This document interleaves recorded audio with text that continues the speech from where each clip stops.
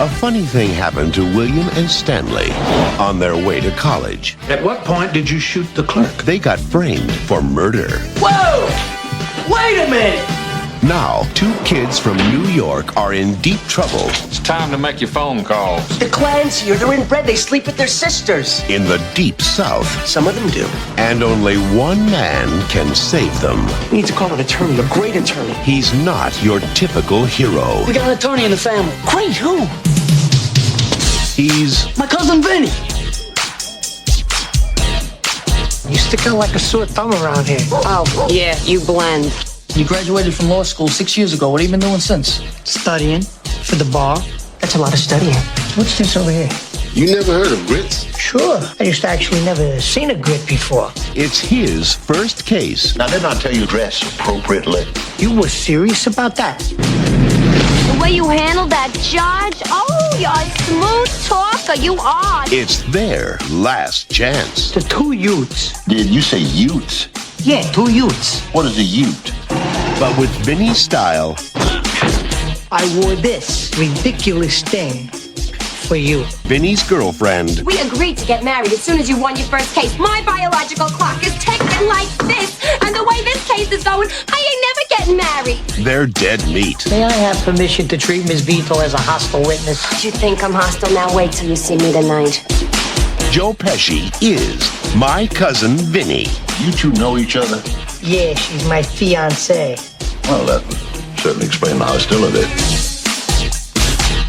Ciao people, and welcome to our 156th episode of Gold Standard, the Oscars movie podcast, where we travel through time, reviewing the films that earn their gold statue, or standard if you will, and beyond. I am one of your co-hosts, DJ Nick, and as always, joining me in the Gold Standard Theatre are my two podcasting partners in crime. On one side, the professional nerd herself, Rachel Friend. Hey Rachel, how's life treating you today?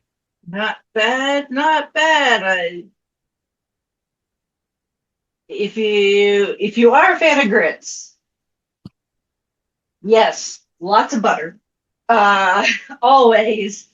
But if you want to change things up a little bit, try your grits with cheese on them. I will definitely take that advice. I have never had grits, even though I have been to the South multiple times. So I guess that's on my list next time I visit the good old US of A. And on the other, the Ghostwood girl, Zan Sprouse. Hey, Zan, how are you? Just remember, they take 20 minutes to cook them. So I'm good. No, I'm good. I'm excited to be talking about this movie. I have a lot of good memories of this one, and it's highly quotable, and it has a really great female character, and I'm excited to talk about it. Yes, indeed. And speaking of great female characters, ladies, making her debut on the podcast to bring her film selection to the Gold Standard Theatre today is Miss Noelle Wilson. Hey, Noelle, how are you? And welcome to the podcast. Thank you so much. I'm so excited to be here with you guys and talking about this movie. So many great quotes. And, fun fact, I am born and raised in Brooklyn. Sometimes when I get really excited, I'm an actor. They beat those accents out of you. But when I get really excited about something, sometimes I slip right back in. So it may turn into a total Tomei takeover at some point. So I just apologize in advance for that. That is wonderful, for sure, and we look forward to it.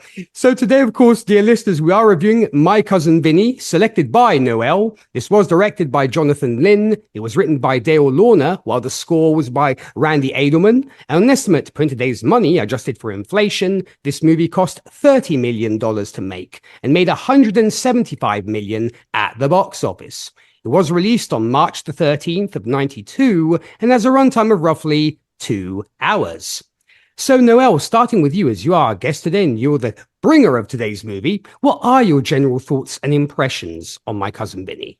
I mean, listen, My Cousin Vinny, I remember seeing this movie as a kid in the theaters. I know it has an R rating, but I think we all know why. And, I'm from Brooklyn. I'm from an Italian family. This was, swear words were no shocker to us. I know Nick and we had been going back and forth, and believe it or not, my husband was on a work trip and a train came through in the middle of the night with its horn blasting. And I immediately was like, oh my gosh, did you go down to the desk clerk and ask them? And did they tell you it never comes through at 4? And then the next morning it came through at 5. And did you go back and ask them? And they told you that it was of course, it was the wrong time the other day. It was all I could think of was that train quote. And of course, lots of other quotes. And this movie is just, I don't know, this movie is so special to me because it's fun. And I think it's extra special as an actor of a certain age, a woman of a certain age, because Marissa Tomei is actually not that much older than me. And she's from Brooklyn. And she went to a high school that I used to go by all the time. And when she won, it was such a big deal for me, for all the people around me at the time. I just remember, and I remember her getting razzed. I went back and I rewatched her Oscar acceptance. And yeah, and it was just so fun. And I feel like I always come back to this movie and Ralph Macchio, I grew up with Karate Kid, and this was like, I feel like this movie, if memory serves, there had been like a big gap for him. And then he was back with this, and it was so cool to see him in like a new kind of role, and also, a role that wasn't the hero. And I don't know, just rewatching this movie, I laughed. I thought there's so many great little tidbits. There's so many great quotes. I think her wardrobe should be credited as a character itself. And yeah, I mean, I'm excited to talk about it with you guys. So thank you for having me and letting me pick this Oscar-winning film for Marissa Tomei. Yeah. Well, we're very, very happy. I know the excitement was very real when I let both Zan and Rachel know this was what we were going to be talking about next. And speaking of you, Zan, what are your thoughts on this film?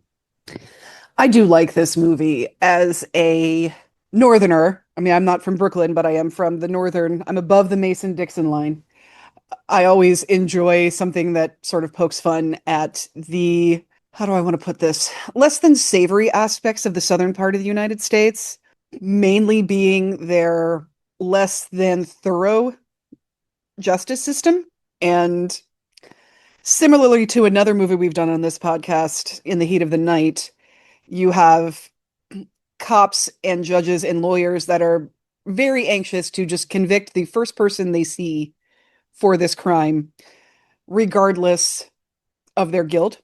But at least with this movie, we don't have the seeming corruption that we would get in other movies. We have officials that will admit when they are wrong. And so it does poke fun at the South in a way that I think the South needs to examine, but not in a cruel way.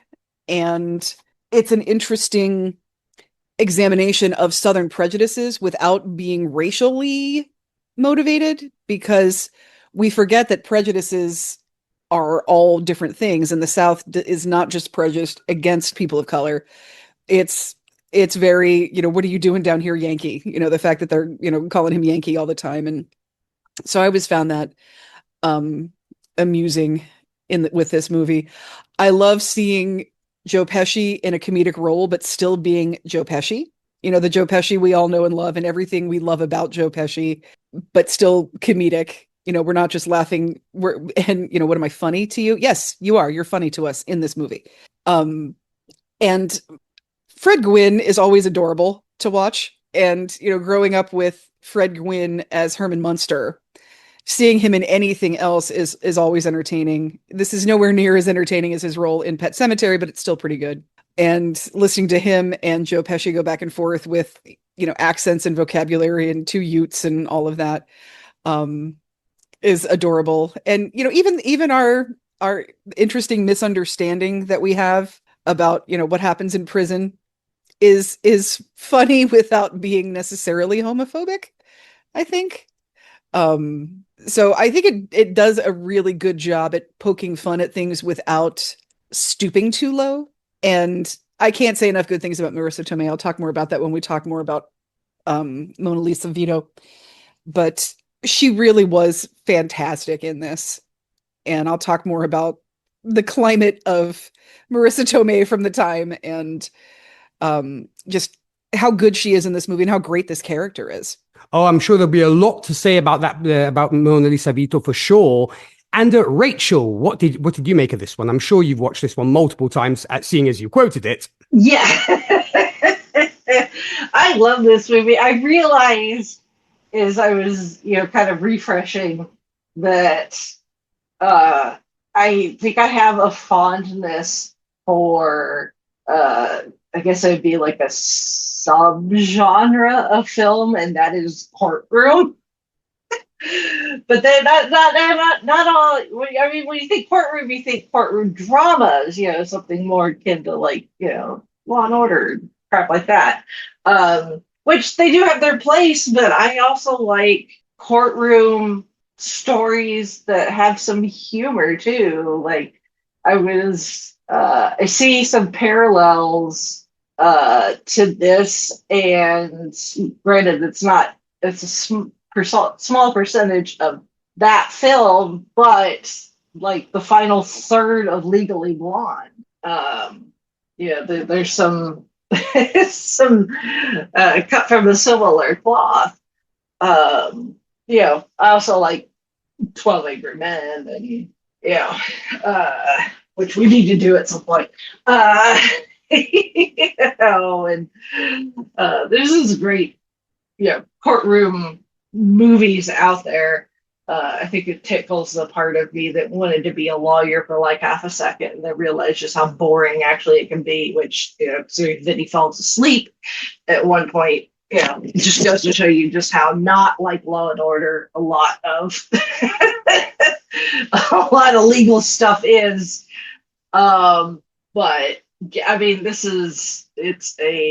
it's so well written. It is so well cast. It's a drama without being too overly dramatic, but it's funny without taking it seriously. Because you are talking about we as from the outside as viewers, we know these guys are innocent, but how are they getting to the point where they can get out of this? Is to be determined. And the thing is, there's not really like a bad guy or an antagonist. It's the law and the circumstances that is really pushing this whole thing along. And it's so well done.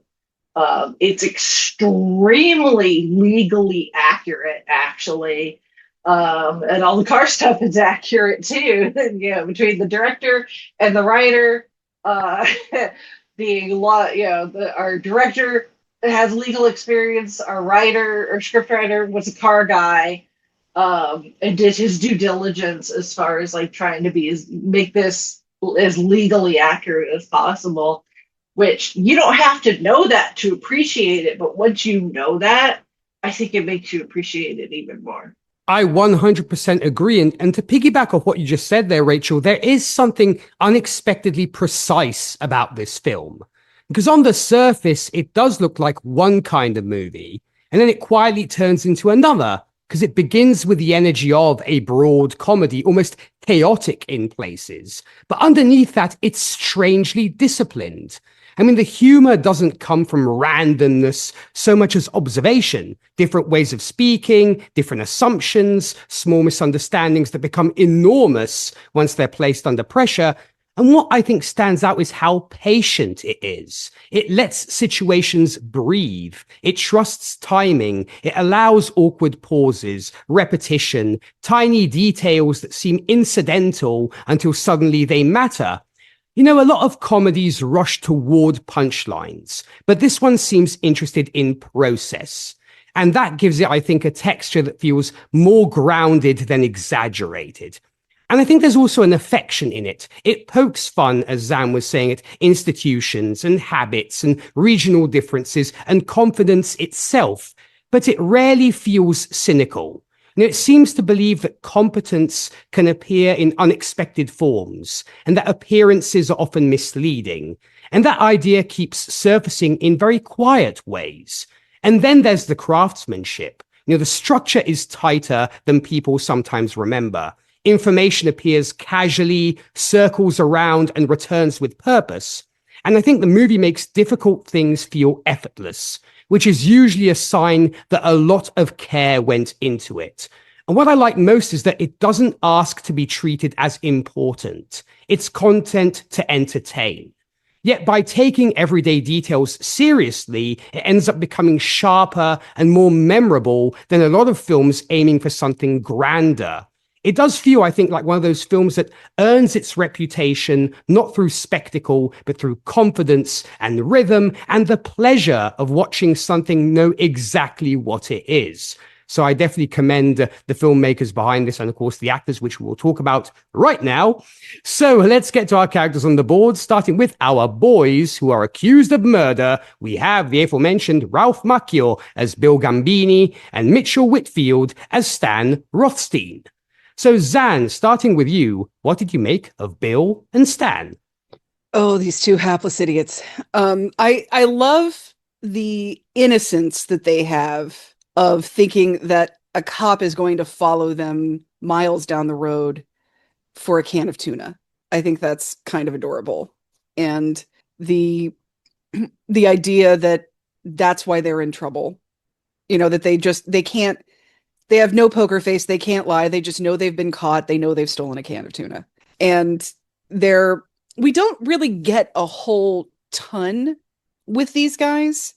You know, we have a little bit of them in the grocery, we have a little bit of them in the car, and then them back and forth, with the cops and in jail, and just how incredibly fast this snowballs on them, because they think, oh, okay, well, oh, I forgot to pay for the tuna. Uh-oh, should we go back? I don't know. It's like, it's a can of tuna. It's, what is it, 1991? It's probably less than $1. It's just, all right, next time we'll pay it forward, whatever. But just how quickly it can spiral. And they are such a good reminder of, you are innocent until proven guilty. Let the cops prove that you're guilty. Don't give them any ammunition. And you very quickly get on the side of these kids. And you see the Southern law enforcement machine as the antagonist in this, because they have no idea what's going on. And they know that they stole a can of tuna. And when they say, no, wait a second, we stole this can of tuna, we didn't know what you were talking about, it's too late. And you're like, oh my God, just listen to these kids who think they stole a can of tuna. Like, do they, you have their car, do they have guns, do they have any? There's literally no other evidence besides the fact that they, yes, thought they were guilty of the crime they knew they committed, but they had no idea another crime was committed at all. And just even that scene where they're together and saying, why would everybody lie like that? Because again, this really is the perception of, Southern justice, is that they're more interested in getting a conviction than they are in getting justice. And this movie really plays up on that. And it's not just law enforcement. That attitude is the residents and the witnesses as well. We have the guy who says he was making breakfast in 5 minutes, but we know it was grits and it wasn't. And then we have the lady who needs new glasses, and everybody's so sure that someone different committed this crime. And these are different guys. You have, and I love what do they call him? Stein when he's Steen, or Steen when he's Stein, something like that. Like, they really don't, they have the New York Italian guy and the New York Jewish guy, and that is not something the South understands. And it's I gotta say though, it's difficult for me to like Mitchell Whitfield when I see him as an actor, because I'm so used to him being Barry Farber from Friends, and I hate Barry from Friends so much. So I'm like, who's that guy's? Oh, that's freaking Barry. Go back to Jennifer Grey and your dental practice. But yeah, these kids really are just sweet, innocent kids on their way to UCLA, going through the South because it's cold. What is it, January? Something like that. And they're just trying to avoid weather. They're going through the South, and they're seeing stuff that they've never seen before either. I did once take the Amtrak from Orlando to Washington, D.C. And when you go through the South, you see things you've never seen before as a Northerner. And you see some absolutely beautiful countryside, but it's very different. The United States was two countries at one time, and it still very much is in a lot of ways. Just things are different. And these two guys don't know how to handle the South, and the South doesn't know how to handle these guys. And, I love the Oh, we can get a lawyer. It's my cousin Vinny. They're calling their parents like, yeah, we're arrested for murder. It's going to cost a lot of money. We're still down here. I have no idea what to tell you about this. I need a lawyer. He's like, yeah, my cousin Vinny, he's a lawyer. And it's just, and that there have probably been all kinds of family gatherings where it's like, did you hear Vinny pass the bar? He's a lawyer. And nobody's really talking about that. Took him 6 times to pass the bar, and he's doing personal injury law, which is shorthand for personal injury law. Usually shorthand to describe that. We call that an ambulance chaser. People who are like, were you hurt in an accident? Call us. If anybody knows the name Kevin Kurgis.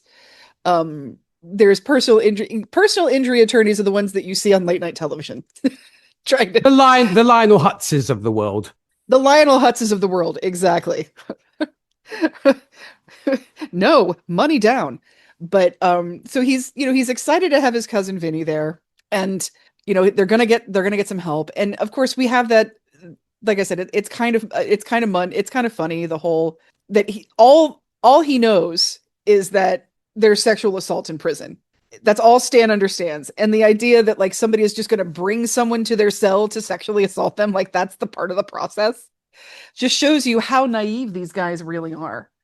And that's the main thing about these guys, is that they're just incredibly, incredibly naive, which is an interesting thing for somebody my age who grew up with Ralph Macchio sort of being this hero character in The Karate Kid, which is, I think, what most of us know about Ralph Macchio from.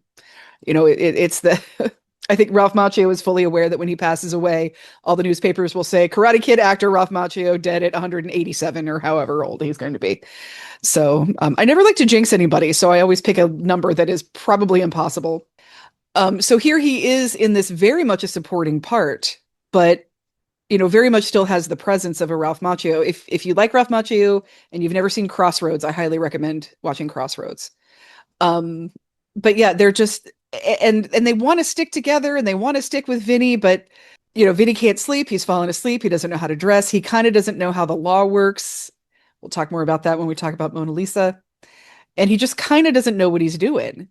And you kind of get when they start losing faith in him, but you also think it's so sweet that they're like, I got to do something. Vinny's fallen asleep. I got to do something different. Also, shout out to Austin Pendleton as the public defender.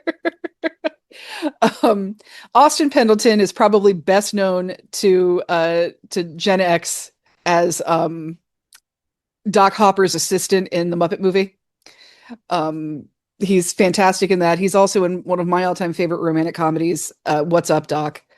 But he's just so perfect as that's not even a stutter.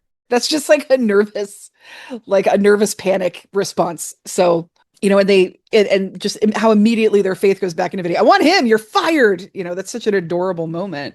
And this is an interesting way of telling the story, because the story is about Vinny and really the story is about Mona Lisa. But the title is My Cousin Vinny, and it's Ralph Macchio is whose cousin Vinny it is. So it sounds like this is going to be told from Ralph Macchio's perspective, but Bill's really kind of a supporting character in this, even though it is his murder trial and his death penalty sentence that are on the line here. Because as they figure out, the confession is that Bill did it and Stan didn't know anything about it, but he didn't want to tell him because he was his friend. And yes, that is the truth about the crime of stealing a can of tuna, but they did not murder anybody. This is also an interesting story where, spoiler alert, we actually don't find out who the real killers are. We know that there are suspects, but we never see them. We never see them go to justice or anything like that.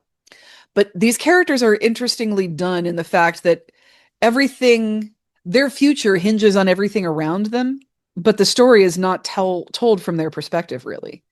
So they're just kind of there to be stunned, innocent, and scared, and reacting in the ways that I think everybody is reacting to Vinny. They're sort of the audience that, they're like, oh my God, Vinny's going to lose this case. He's an idiot, blah, blah, blah. And when we start to lose faith in them, it's because they're losing faith in Vinny. And then when they get faith in Vinny again, so do we. So the feelings of the audience are very much in tune with the feelings of these two characters. But I think they both did a fantastic job.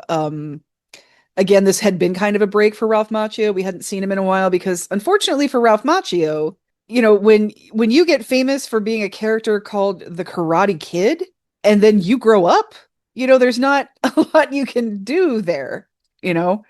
Um, so we'd had the Karate Kid Part 3 a couple of years before, but he wasn't really doing a whole heck of a lot.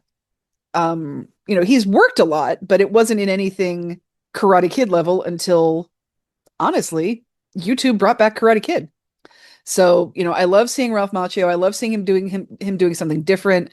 I love seeing him do a role that is, yes, he's a graduated college student, but for Ralph Macchio, he was in his 30s when he made this movie, but it's still a little more age appropriate than being the Karate Kid, quote unquote. So I liked that for him. I thought that was great. But yeah, these are interesting characters because the whole story revolves around them with having very little of them in the actual movie. That is an excellent point for sure. And I was very happy to see Ralph Macchio here. I was like, oh yeah, it's my boy, it's Danny. So I was very happy about that. And Rachel, what did you make of our two kids wrongly convicted? Well, not wrongly convicted, because they do end up free. Wrongly accused. But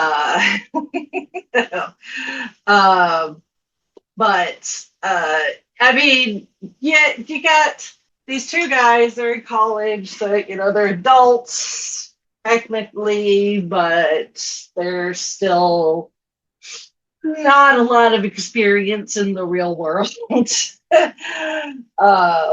I will say, of the two, I would say Bill is slightly more level-headed compared to Stan. Stan very much is like not one's slightly smarter than the other. It gets very flustered very easily. The fact that I believe he's the one that puts the can of tuna in his pocket. Which, who does that, he just wasn't paying attention to what he's doing, and then when Vinny shows up at the jail and he thinks that he's there to like assault him, and he just it's a hilarious scene just seeing his reactions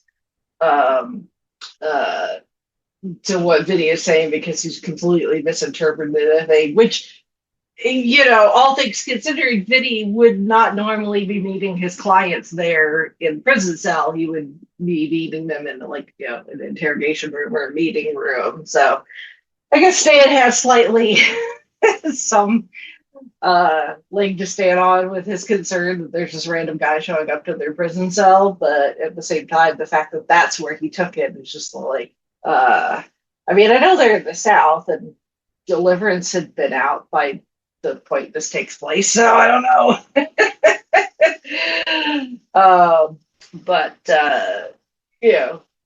If it wasn't for Bill and having the smarts to be like, I got a cousin, he's in the he's a lawyer, which, being a lawyer is an awful lot like being a doctor. You have a specialty, and so the fact that they're in BFE South and are on the hook for murder and robbery, and he's just like it's like, oh, my cousin's a lawyer, and like, yeah, is he this type of lawyer? So it's like, I got a friend he likes to say he's a recovering lawyer, even though he hasn't practiced in a long time, but his thing was like copyright, and like it was like business more, contracts and things like that. So these two, and the fact that that they lose, granted they have some reason, some decent reasons to lose faith in Vinny's ability to save them, so they temporarily switch to a different lawyer, but they quickly switched back, which the only reason that he took that role was as a favor, because that the actor actually does have a stutter, and the problem was he was only getting roles where he played a character with a stutter. So, but uh, these two, like Stan said, it's even they're the ones that kind of inadvertently kickstart this entire proceed, everything that happens throughout the film. It's really not about them. The movie is called My Cousin Vinny, and it's the per in this case it's Bill's cousin Vinny, but there's a reason Bill's name is not in the title. It's Vinny who's the one who's named in the title, because it's really about him and everything that occurs in the film. It just so happens that it's a cousin of his that pulls him into this entire thing. If it wasn't family, Vinny would have no reason to be there. I very much think very well said indeed. And Noelle, what did you make of Bill and Stan? Yeah, listen, I think, the point's been said so beautifully already by everyone else, but I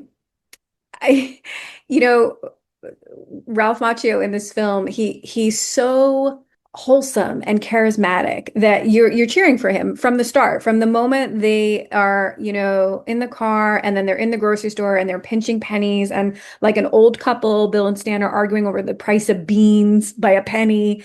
And then he's like, "Oh, I need to get my protein." And it's like, yeah. You're rooting for him. Like, he's reasonable. He's down to earth. He's logical. And he's always, what I love the most about him is, like, through the whole movie, he's so calm.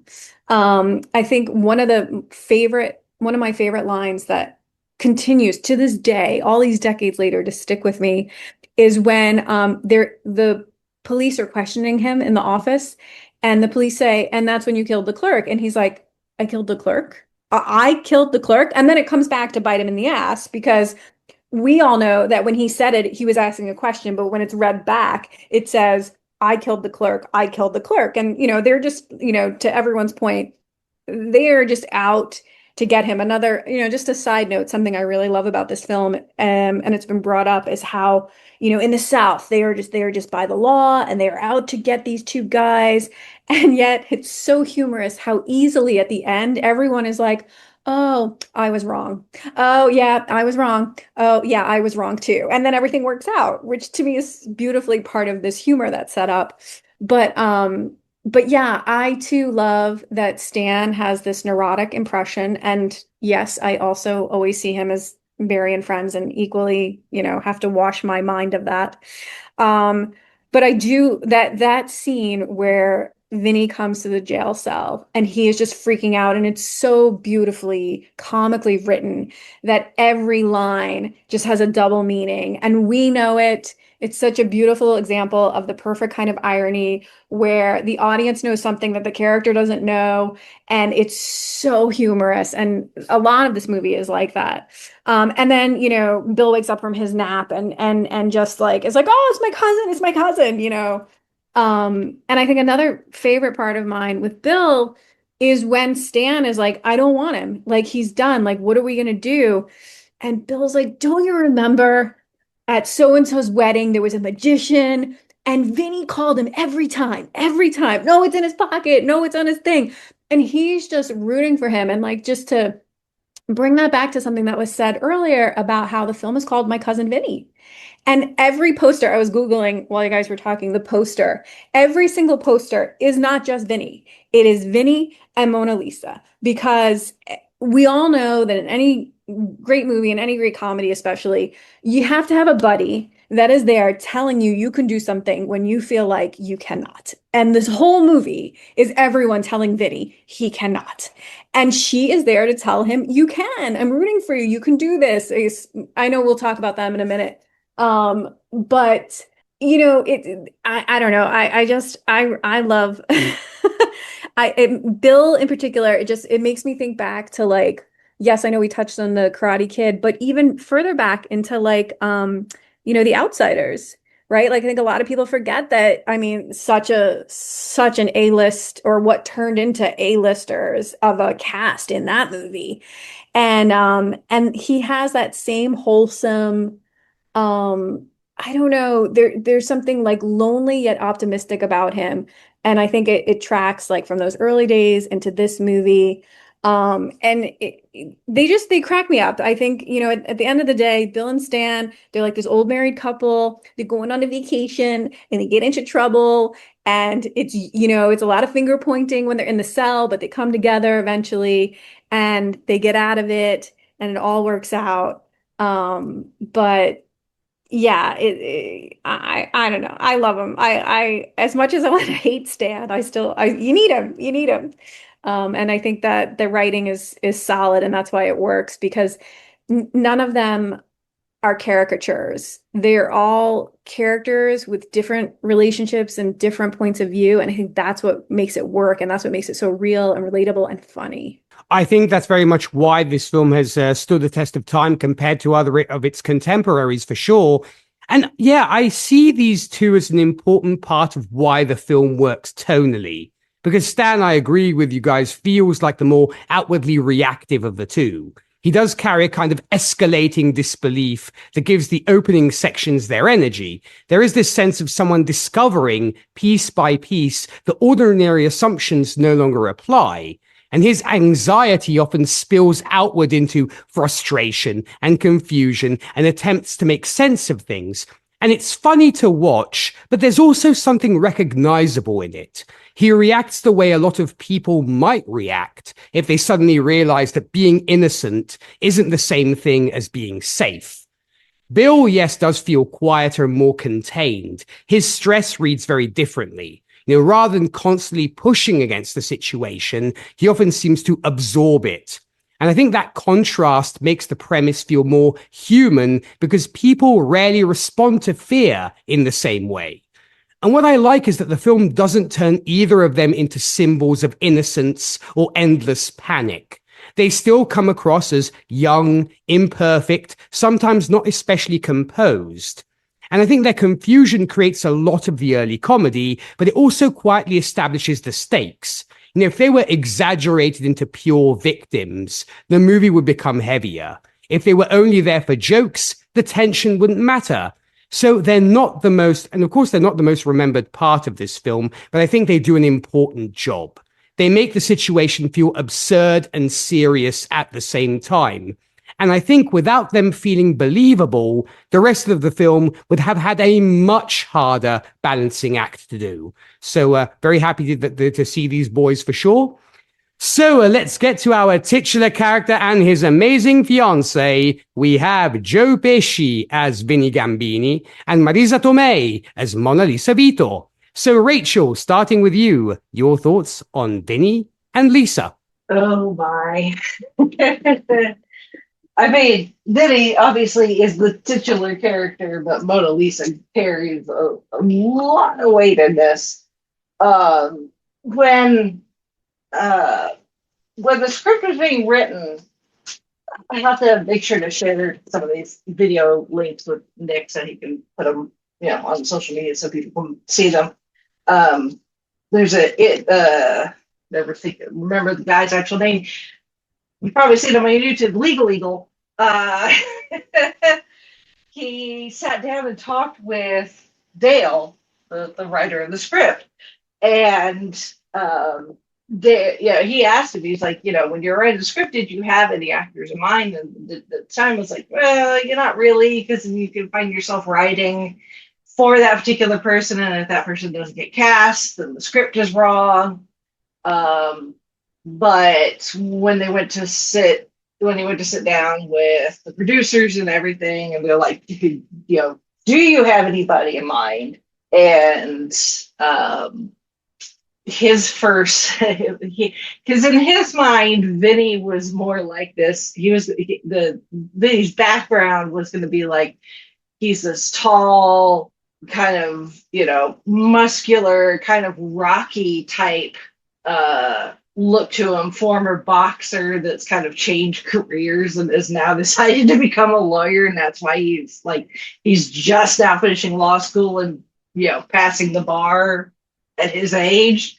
So he had in mind somebody tall and very broad and looks like they could be an ex-boxer and could beat you up. And I think Pacino is who he had in mind. I think is who he name dropped. And the studio's like, not really. He's not the best box office draw, which is kind of funny considering Pesci was also kind of on a slump as far as box office was concerned. But somehow they got around to Pesci, and it's like he's so not, other than the dark hair, he's not like, Pesci is under 6 feet tall. He's not what he pictured, but he just had this kind of vibe about him that just kind of worked. That he's good at being intimidating without his physicality necessarily being part of it. I always say he filmed this not long after Goodfellas.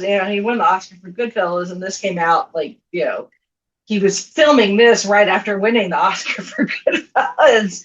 But he had done, some of it. I mean, he had done the first Home Alone at this point. And we'll go on to do Home Alone 2, among other things. Pesci just, for what he lacks, I say lack, like it's a bad thing, but what he does not have is physicality of maybe your more traditional, especially your New Yorker kind of badass, he makes up for in personality. He's very good about being very serious, but you're not sure if he's actually being serious or if he's messing with you. And then if he's joking, you're like, am I supposed to laugh at this? Yeah, we all know that scene from Goodfellas. Like, what, you think I'm funny? You think I'm funny like a clown? Is that. I think that, with his heavy New York accents, it just makes for a very interesting dichotomy, because you see with things like, so you see with some television shows and movies and stuff where, there's a courtroom, a trial of some sort involved, that we will see sometimes like the small town lawyer end up with a big case, way bigger than somebody of their practice might not ever be involved in their entire life. This is kind of the opposite. Instead of doing a small fish in a big pond, you've taken a fish from a big pond. Granted, he's not the experience, but it comes from New York, and puts him in Wazoo, South, which Wazoo doesn't exist. There is a Yazoo, though, in Mississippi, I think. And he's so green, he's so wet behind the ears, and that's not necessarily his problem. He's at when he they bring it up. I believe he's explaining it to Mona Lisa when they first get there, and it's like, if you're going to be a lawyer that works in the courtroom, a trial lawyer, you really do not get experience until actually you graduate law school, and you either get an internship somewhere or you just go to court and watch. They don't teach courtroom procedure in law school. So him not knowing some stuff is understandable. But it takes him a little bit to get some traction, and some of it is dumb luck. And but I mean, he does eventually find his footing, and we'll talk about the ending. But he ends up showing that he is a very smart and capable attorney. It's just there's a lack of confidence there, and I think that just comes from inexperience, and probably a little bit, the fact that he had to take the bar so many times probably has affected his self-esteem a little too, and his confidence in himself. But he is way smarter than I think he gives himself credit for. And I think he's also smarter than the people in this town give him credit for. I mean, we'll talk about the judge and the prosecuting attorney, but they see him as this big New York guy who probably thinks he's better than them, and they just make a lot of assumptions, and he ends up proving them wrong, and at the same time proving himself wrong. And I think proving to himself, I think what Mona Lisa always saw in him, as much as she digs into him and insults him sometimes, which he gives it back to. It's like, their strange way of flirting with each other. I think Mona Lisa sees the potential in him and really wants to support him, but at the same time, she's not going to baby him. She's a grown-ass woman, he's a grown-ass man, and they're going to conduct themselves like the grown-ass adults that they are. And she's not going to take any shit, from any of the people in this town, and not from him. She may be his girlfriend / fiance, and they've been together for so long, and she may, she throws that fit about it's like my niece is getting married before me, and my biological clock is ticking, which is not really a thing. That is a social construct. Are there some women who maybe feel like time is passing them by? Yes, but the whole biological clock thing, not actually a thing. I would know. I don't have one. Which, it's funny, especially watching this now, and seeing Marissa Tomei then and seeing her now, and it's like, when they're having that moment where Vinny is trying to go through everything, and she's just pacing, and she's in that like amazing floral like one-piece jumpsuit thing that fits her like second skin, and then like other than the hair, she has not changed any. That body still rocks in the year of our Lord 2026, and this was in 1992. So, when you got a woman like that, Vinny, you would have locked that kind of woman down. But at the same time, it's like, the law school was something he wanted to pursue, and while she does, poke him a little, she's very supportive. She's reading some of the material. She's telling him some of the information, some of the procedural things, and some of the things that he just stuff isn't clicking for him or whatever. And we talked about the ending. She's also extremely intelligent. Yes, she's gorgeous.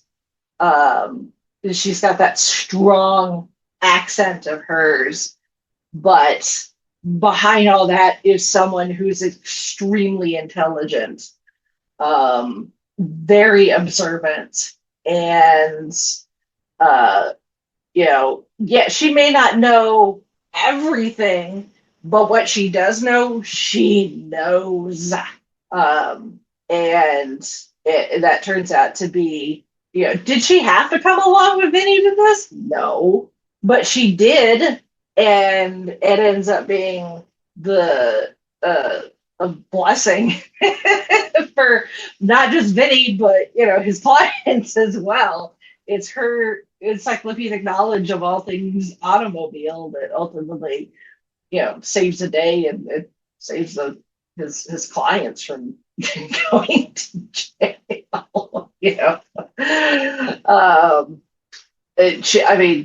Marissa's absolutely fantastic in this, and that, you know, her expertise,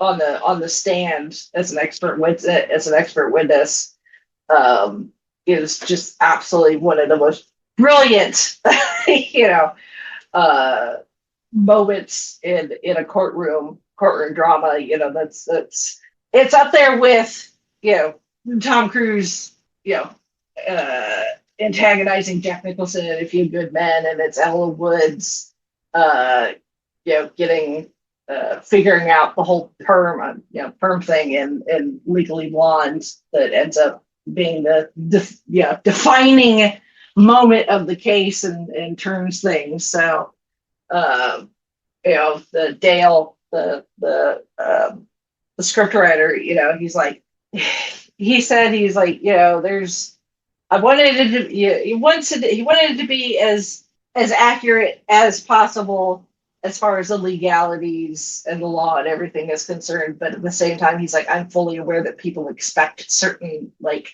hits and things to happen in courtroom dramas. So he's like, I had to figure out a way to get that in there. And one of those is really, you know, a real tense and kind of like grab everybody's attention moment of somebody on the stand. And she absolutely earned every inch of that Academy Award with that scene. You know, we've talked about this before with other films, that sometimes there are certain, it's not the film as a whole, but certain scenes, or be like, that's why they gave the award. And that scene is why she earned that Academy Award. Indeed, yes. I think, you know, to quote our supporter Aaron, I'm sure when folks watch this, like, I think I just saw Marisa Tomei win her Oscar as soon as they saw that moment. So I could definitely see that.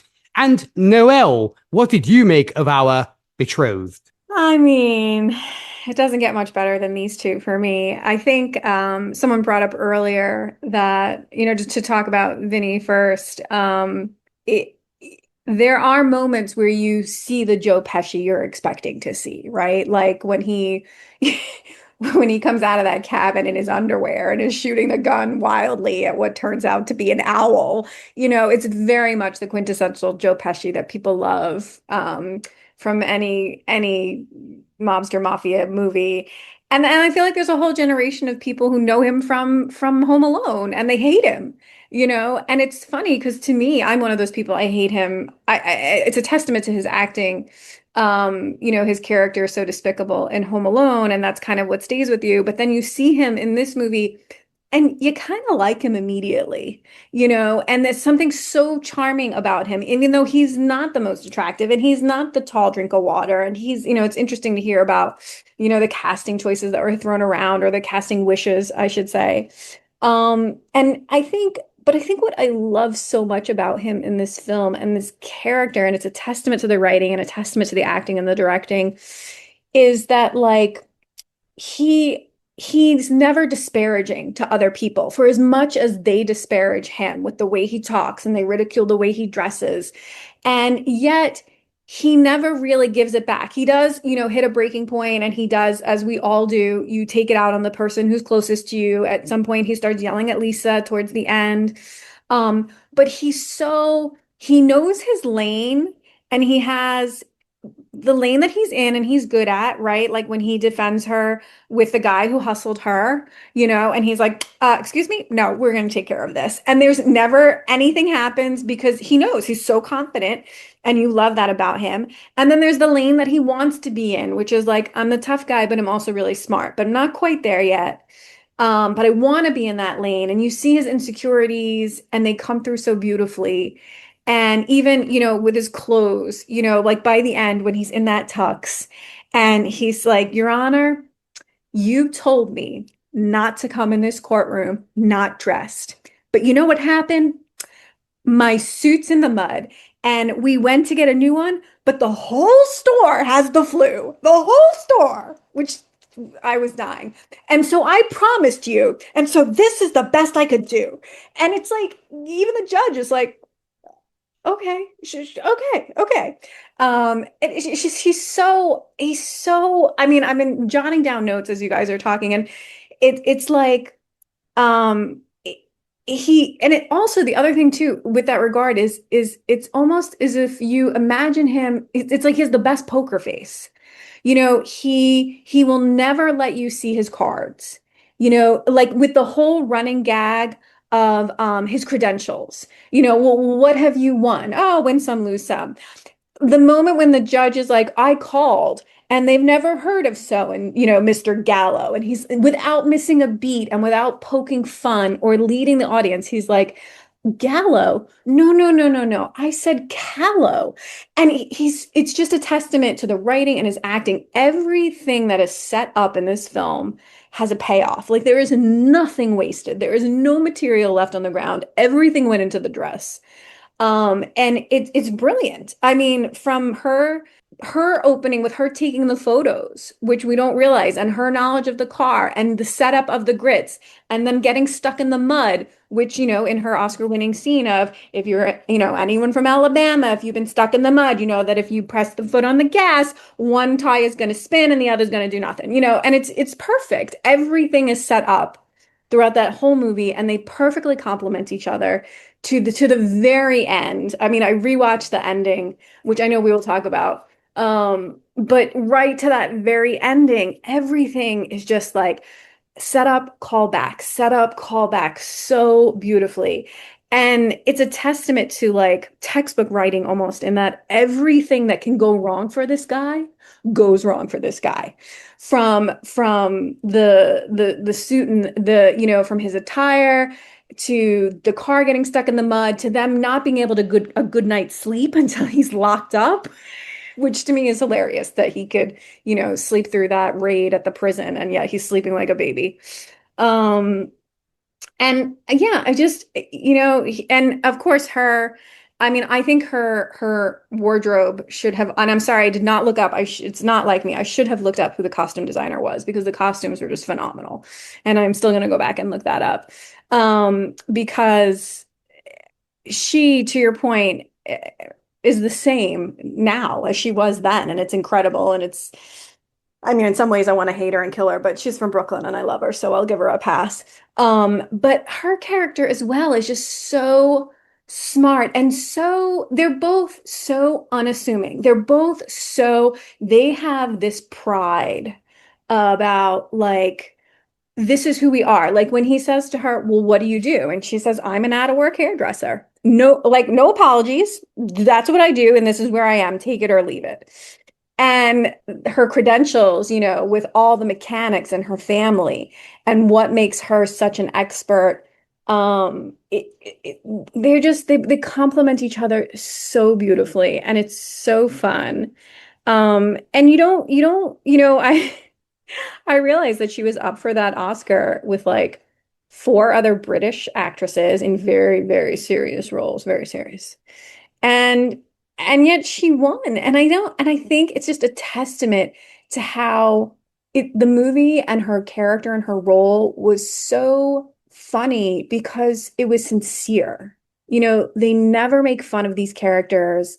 They are who they are. Someone beautifully said it earlier, how there's just no apologies. Like everyone in this film speaks a different language, even though we're all speaking English. They have a different point of view. They have a different way of doing things.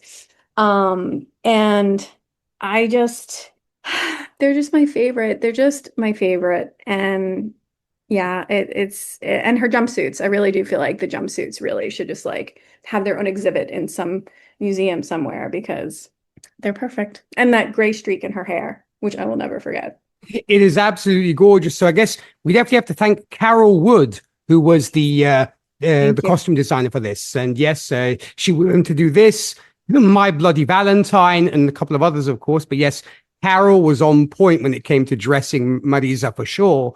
And Zan, what did you make of Vinny and Lisa? These are great characters for all of the reasons everybody's already talked about. There is an honesty and a pride in these characters. They are what they are. And I think that goes across everyone in this, because like I said before, even the Southern caricatures aren't that caricature-y. And for them, the Brooklyn caricatures aren't that caricature-y. This is just what they are. This is in 1991.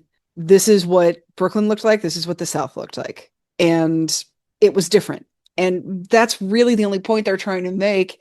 And the humor comes from not the caricatures, but how the two interact with each other. You know, how the two examples, I guess is a good way of putting it, would interact with each other. And so there is a real, this is who we are, and there's no reason to be ashamed of it or hide it. And like you said, even in that scene where he's like, I'm wearing this for you. I could either wear the leather jacket, which I know you don't like, or I could wear this. So I'm wearing this. And he's realizing I'm in someplace different. Rules don't necessarily, I might be wearing a tie, but I'm wearing a leather jacket. It's different. And there's an understanding of a reverence for the fact that they are not in their house anymore, that there are some things they have to do, which is why we aren't making fun of grits when we're getting it explained to us. And we are talking about how, you know, stuck in the mud in Alabama knows you push on the gas, one tire spins, the other tire does nothing. They're just learning about their surroundings. And that's an interesting aspect of these two characters, that they're there to learn things because they are both incredibly smart characters. Vinny is, Joe Pesci's fantastic as this role because, yeah, we had seen him in Home Alone, so we'd seen him in some comedic roles, but the second you say Joe Pesci, everybody thinks, what, am I funny to you? And if you've seen Goodfellas, that sounds like a funny quote, but he kills that guy. He legitimately murders that guy at the table. This is a very, very scary character that he plays in that. Or just even his characters in Raging Bull, just very Italian guy, you know, he's done comedic stuff, other like Lethal Weapon, things like that, but he's always sort of Italian guy. And in this, it's not so much that, it's just guy that's different than his surroundings guy. And he could be anything, but the fact that it's Joe Pesci's good at what he does. And he is so well known for just being the Italian guy that it was brilliant casting for him. And he is very new at being a lawyer. And, you know, where he doesn't know that he is allowed to see the files on Discovery. He's thinking, oh, if I can just finesse him to give me my files. Dude, you are a lawyer. You are entitled to see this stuff. And he just doesn't know that because he's new at this. But the main thing about Vinny is that he's a character that proves that people can do anything if they've got somebody that believes in them. Because he has Mona Lisa, but he also has his mentor, his law professor that went to his graduation, who sort of saw him as a son and helped lie to the judge at the end of the movie. When we find out later that he does lie and say that, you know, Callow is an actual lawyer. But having someone believe in you can help you when you don't particularly have a lot of direction. And when we learn about Vinny and who he is in his past, you know, we have Bill talking about, you know, him calling the magician on everything he was doing and picking apart all of that. And then you hear Vinny talking about how he went to argue a traffic ticket and somebody said, you're good. You would be a good litigator. You know, just, you get the impression that Vinny kind of didn't know what he wanted to do in life. You know, he worked on cars, but it wasn't his main thing. And there was something, he needed some direction, and having someone believe in him and give him a path was extremely helpful for him. And now here he is, and he's a really good guy. He drove down there on his own dime, and you hear him say, you got me for free. What more do you want from me? Like, he's doing this as a family favor. And so you can tell that, you know, the people in his life really mean a lot to him. You know, whether it's his cousin, whether it's Mona Lisa, whether it's his law professor, whoever, the people in his life mean something to him. And so he might seem like on the surface, this really Joe Pesci tough guy character. He's really a very good guy and a very smart guy. And, you know, even when he has the argument with Mona Lisa, you know, I don't need this. I do not need this right now. Well, how much more shit can we pile on right now? He's not wrong. He's not wrong. He's basically telling her not to mention two kids whose lives are in the balance, and not to mention a little murder case. You know, if he can't figure out this murder case, his cousin is going to the electric chair. And, you know, they make it seem in this movie that, you know, as soon as he loses the case, as soon as they get convicted, he'll go to the electric chair. That's not how it works. But like Rachel was saying, you have to take some liberties with a courtroom drama. But he knows that he knows there's a lot going on. And even she's like, maybe it was a bad time to bring it up. And because that's not what we need to, we don't need to focus on her biological clock. And, he is trying to do the right thing by her. He needs to win a case. He's got to get a case, but he needs somebody to believe in him and give him a shot at it. And, this is a shot. And, not only does Bill believe in him, eventually Stan believes in him. And of course, Mona Lisa completely believes in him. And Mona Lisa is the best character in this movie. Hands down. Hands down. You're watching this movie for her. And let's go back to 1991 and the climate of Marissa Tomei. We pretty much knew Marissa Tomei from her role on A Different World, which was the Cosby Show spinoff, where the Denise character, the Lisa Bonet character, goes to college to Hillman, I think it was, a fictional HBCU, and Marissa Tomei is like the one white student there. And that's kind of what we knew her from, was from the sitcom. And then we'd seen her as one of the ensemble cast in the movie Oscar, which, I've talked about before, starring one of Nick and I's favorite actresses, Ornella Muti. But she was sort of this side character in comedies. And we've talked before about how the Academy does not like to recognize comedic performances or any sort of what we refer to as genre performances, horror, sci-fi, fantasy. The fact that we have Lord of the Rings Oscars is amazing to me because of that. But the Academy doesn't like to talk about comedies. And when she won this Oscar, now remember, Best Supporting Actress is very often given to a first-timer. But when she won this Oscar, people were talking about how it must have been that Jack Palance read the wrong name, because Jack Palance had won the year before for City Slickers and, famously did a one-handed push-up when he won his Oscar and was kind of sort of seen as a little bit out there. And they thought that what he had done was read the wrong name. Well, now we know, thank you very much, Moonlight and La La Land, that if the wrong name is read, they will correct you. But they thought, oh, they just didn't correct it because it would have hurt her feelings, or just they were trying to, save Jack Palance's image or something. No, she won this Oscar not just because she does a great performance, but she does justice to a character that is the true hero of this story. This case is won not just by her automotive knowledge, but by her being the one that bails him out of jail, being the one that reads the legal textbook so he knows that he can get the files on discovery. Throughout this entire story, she keeps saying, how can I help? How can I help? How can I help? And he keeps telling her she can't, not because he doesn't want her help, but because he doesn't know what to ask for. That's how far in over his head he is with this murder trial. And she takes it upon herself to figure it out and help him win this case. She not only helps Vinny win his first case so they can now get married, but she saves the lives of 2 kids. This character, we talk a lot about how female characters are there for the advancement of the male characters most of the time. And on the surface, Mona Lisa seems like that, but Mona Lisa is there for the advancement of this entire story, of literally every character that's in there, because she helps Vinny figure out how to be an attorney. She helps these 2 kids not get convicted of a murder. She helps their tire expert figure out his mistake. She gets his suit cleaned. She bails him out of jail. She does everything that is needed to make this the happy ending that we want it to be. It's all because of Mona Lisa. And it takes a minute to realize that about this, because at first she does seem like meanwhile, my niece, my sister's daughter, is getting married. And at this time, I ain't never getting married. It seems like she's just the stereotypical comedic Brooklyn girlfriend that just wants to be married. And what is that line in Saturday Night Fever? You kept talking about your one married sister and your other married sister, and I got the idea that all you wanted to be was another married sister. She seems like that type of character, but she's extremely smart and extremely capable. And she understands that maybe she's an out-of-work hairdresser who has worked as a mechanic, and she's not the attorney, but that doesn't mean she can't learn what she needs to learn to help somebody when they need help for it.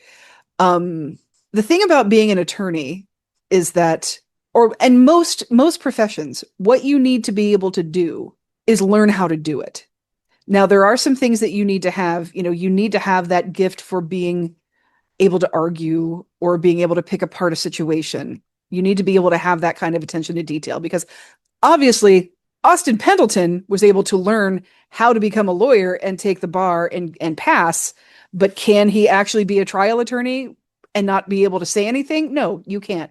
There are some things you need to be able to do. You need to be able to have the confidence to be in a courtroom and not get nervous and stutter your way through cross-examination. But all she did was just read the same books everybody else was supposed to read. And she learned what she needed to do. And she said, yeah, you're entitled to those on discovery, idiot. You should have been asking for that at the beginning. You didn't finesse anything by going hunting.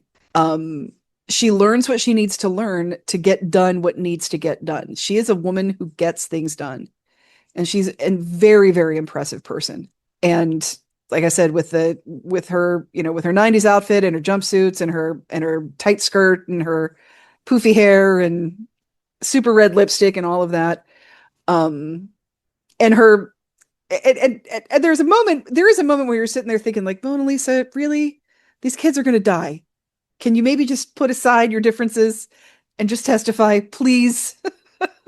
When she's like, we answer the question. No, I hate him. I love that moment, but it's like, oh, they're going to die if you don't do this.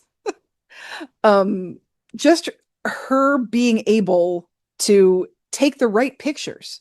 By the way, I had that camera when I was a kid. That is a brand of camera called Le Click. It was called Le Click, CLIC. And it was it was horrible. I'm surprised she got photos in the first place, because it was a disc film camera. Disc film that they don't even make anymore. It was a little disc cartridge that you put in, and you had to advance it. Well, not all the cameras advanced properly, so a lot of times you get your photos back and it looked like your Viewmaster got caught in between two slides. They were terrible cameras, but it's kind of exactly what somebody like her would have had. She probably would have gotten it at, Christmas 1989 or something, which is probably when I got mine. No, I think I got mine Christmas of 87. But still, I had that camera.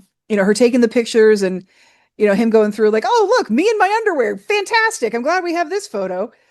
But she has the pictures that they need to see. She has the pictures that lead to the comparisons. She keeps saying, how can I help? But she's more than help. She's the partner. She's the partner he needs, doesn't necessarily always deserve, but she's the partner he needs. And she's the reason why everybody in this movie has their happy ending. Because even at the end, when the charges were dismissed, we still have the little issue where the judge is trying to figure out who Vinny is. And if she hadn't called his old law professor and say, please lie when you get a fax about this, he would have been in jail for impersonating an attorney, or giving false credentials. I mean, he is an attorney, but giving false credentials. So every happy ending in this movie is because of her. And, you're kind of glad for her that she gets her happy ending, because she and Vinny are going to get married. But I also wind up wanting so much more for her. I would love it if she and Vinny can get married, and either maybe she goes to law school also, or they take some money from him being an attorney and open her a hair salon, or whatever she wants to do. I hope she's able to find a way to do it other than being the support system for everybody, because she's so much more than that. She's not just a support system. She is a load-bearing beam for everybody. And she's just a wonderful character. Marissa Tomei did a fantastic job. And yeah, she did earn every gram of gold in this Oscar. I mean, when you take a look at who else was up for this, I mean, it is some great people. It's Vanessa Redgrave, Miranda Richardson, Joan Plowright, Judy Davis. These are serious roles. And then we have Marissa Tomei and My Cousin Vinny. It seemed like it stuck out like such a sore thumb. And all of these women do a fantastic job. If you have never seen Damage, oh, sweet Jesus, that is a movie that will put you through the ringer. Miranda Richardson is unbelievably fantastic in that, but in a different way. They're both, I think personally for me, the real contest was between these two women for the performances, for the amount they have to do and amount they, and contribution to the story. I think Richardson's is more emotional, but they're both extremely, extremely good on the same level when you really look at the story and really look at what they have to do. So I never had a problem with this one. I never was like, oh, whatever, My Cousin Vinny. No. Once you finally see this movie, you're like, oh, I get it. I get why she was recognized for this, because like I said, we often talk about how men, especially men, write female characters that are only there for the advancement of the male protagonist. But this character, the Mona Lisa, advances the entire plot. She advances everybody's lives and enhances everyone's character. And she's fantastic. I can't think of anybody more perfect to do this job, to do this performance as Marissa Tomei, because I feel like anybody else would have been maybe too caricaturish.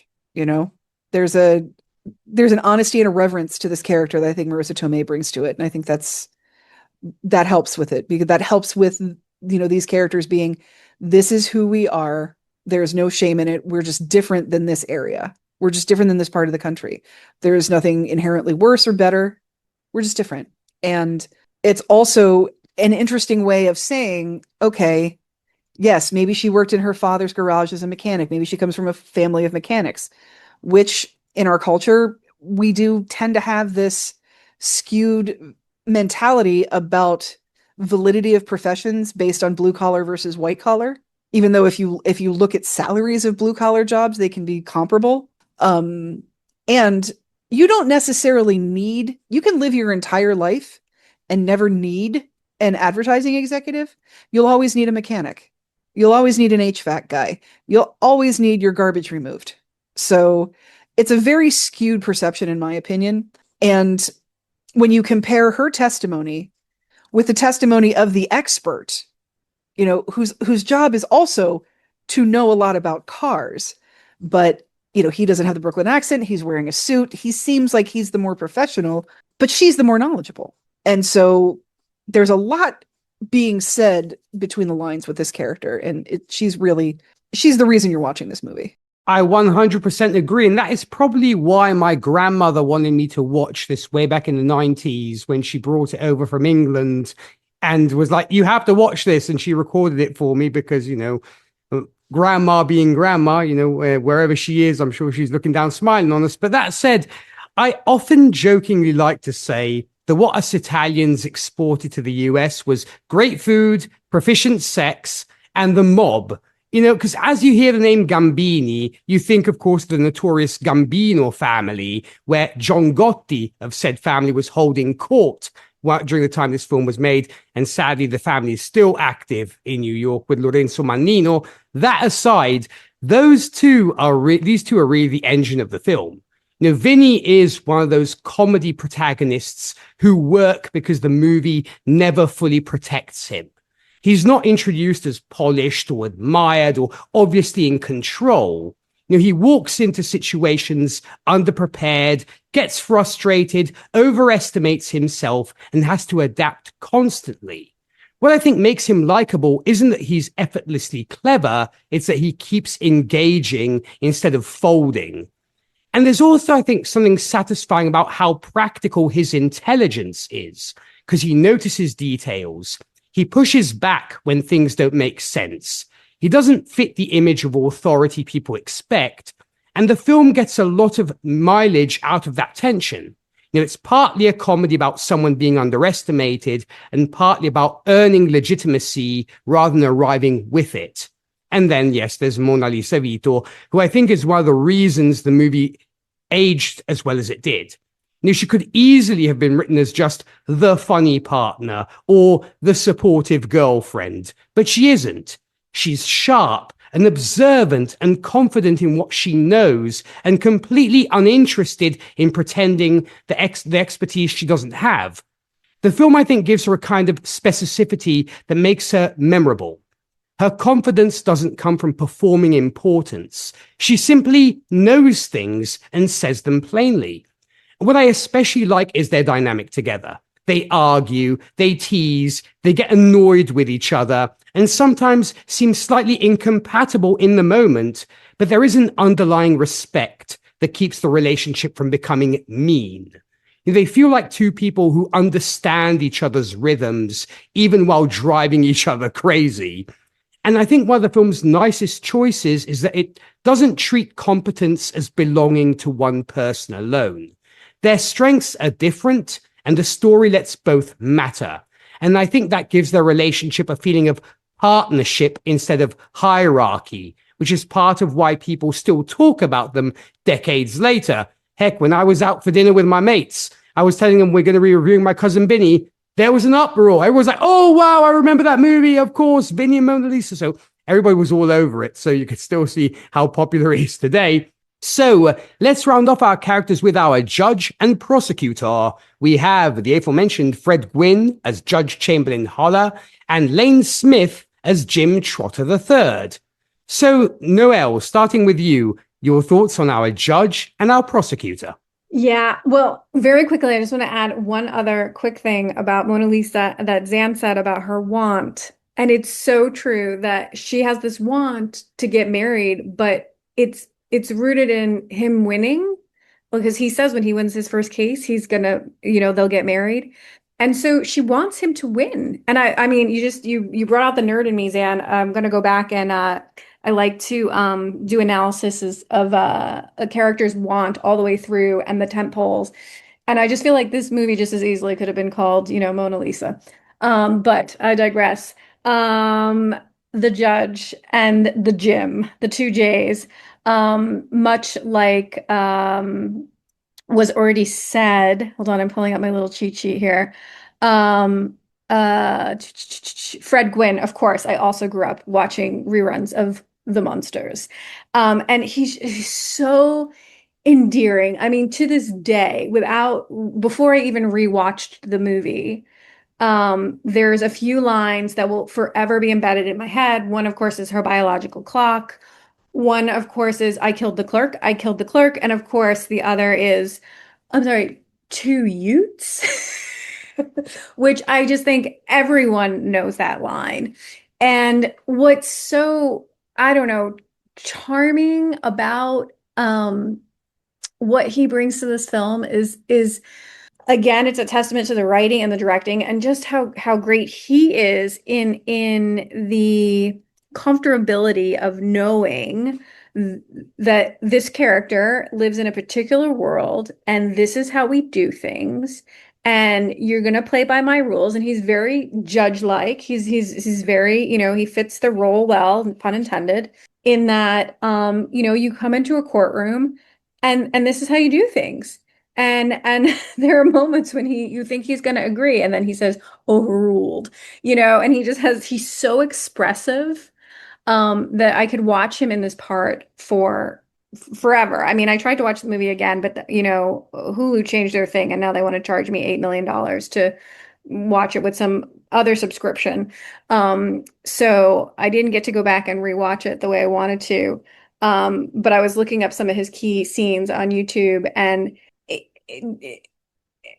so many moments when you think he's gonna go off the rails and he doesn't. He's just so cool and he's so collected and he never gets loud. The same can be said for Jim Trotter III.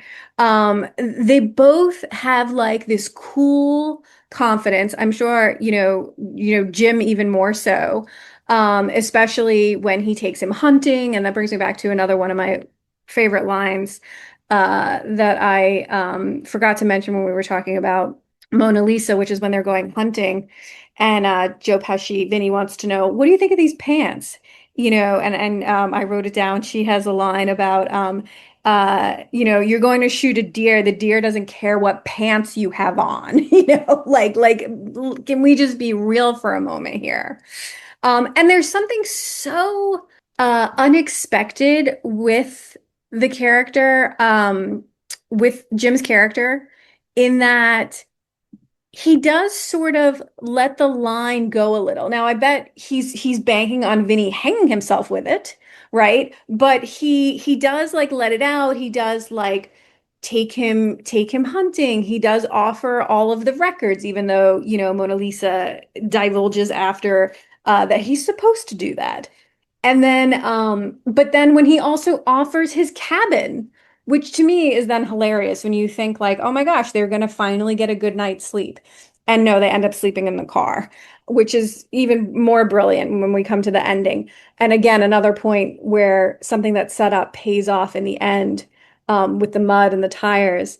But I think, you know, for a character who from the moment we meet him is just sort of so confident and so cool and so like, you know, out for blood in that he's just convinced that these two young guys are going to hang. And then by the end to see them all, you know, just be like, yeah, uh-huh. Yeah, we were wrong. Yeah, pretty much. Yeah, it's, you know, your glasses are dirty and you need a new prescription and your windows are dirty and your grits were definitely cooking for more than 5 minutes.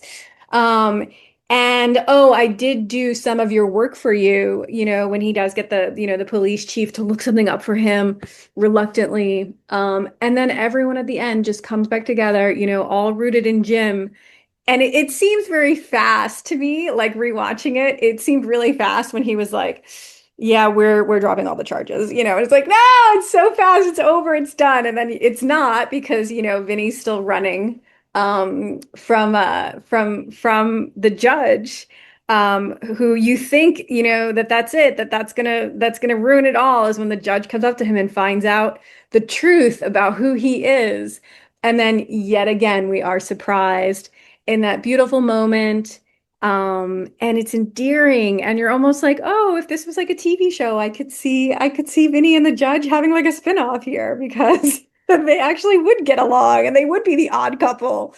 And it would be the perfect segue. But yeah, I mean, I think, you know, to this day, you know, may he rest in peace. You know, it was a hard day when we lost when we lost our incredible sorry his hold on, I need my cheat sheet. When I get nervous, names go right out of my head. When we lost Fred Gwynn. And so yeah, two Utes will forever, ever, ever, and ever be one of my most favorite lines. And I'm pretty willing to bet that Fred did not think at the end of his career that that would be a line that he would be known for. Based on his incredible repertoire. I definitely agree. And I will say, Rob Zombie, I love you, but what you did with the monsters, not good. So Zan, starting going on to you, what did you make of our judge and our prosecutor? Yeah, agree. But then, you know, I'm more of an Addams Family girl than I was a Munsters girl, but still, Munsters have their, you know, they have their moments. And I know that you're more of a white zombie girl than a Rob Zombie girl. Correct. Yes, I am. No, one of the ironies I love about this movie is that Fred Gwynn is Irish Catholic from New York, and he's playing the Southern judge. That's adorable. Like I said, the thing I liked about these two characters is that they could have been, you know, the judge. I'll start with the judge first of all. The judge is, you know, both of these characters are an imminent threat to our protagonists, you know, either the kids on trial or Vinny himself. And the judge is more of an imminent threat to Vinny because, first of all, he has to be approved by the judge as an out-of-state lawyer. And, you know, that's why he starts lying to the judge about his, you know, win some, lose some, his trial experience, because he has none. And the odds of him being approved as a lawyer with having no trial experience is very low.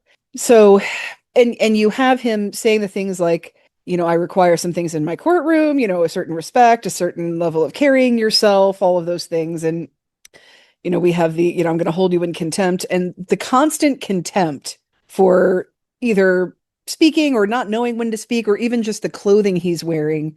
You start to think that this is going to be a typical corrupt Southern judge that we've seen in movies before. And you wind up thinking the same thing about Jim Trotter III, because, you know, first of all, they seem so ready to believe what the sheriff has told them, which we know is ridiculous. That is a communication problem. That is not evidence.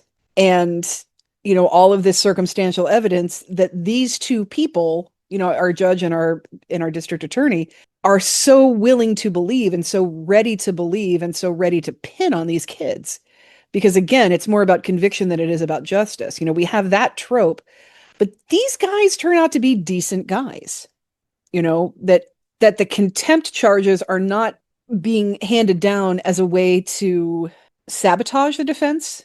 It's more in a way of it's more of catalyst to get the defense to figure out what he's supposed to be doing in court, because that's the problem. He doesn't know what he's doing. So when he's talking out of turn and saying the wrong things at the wrong time, if he doesn't have these contempt charges, he's kind of not going to learn what he needs to do differently.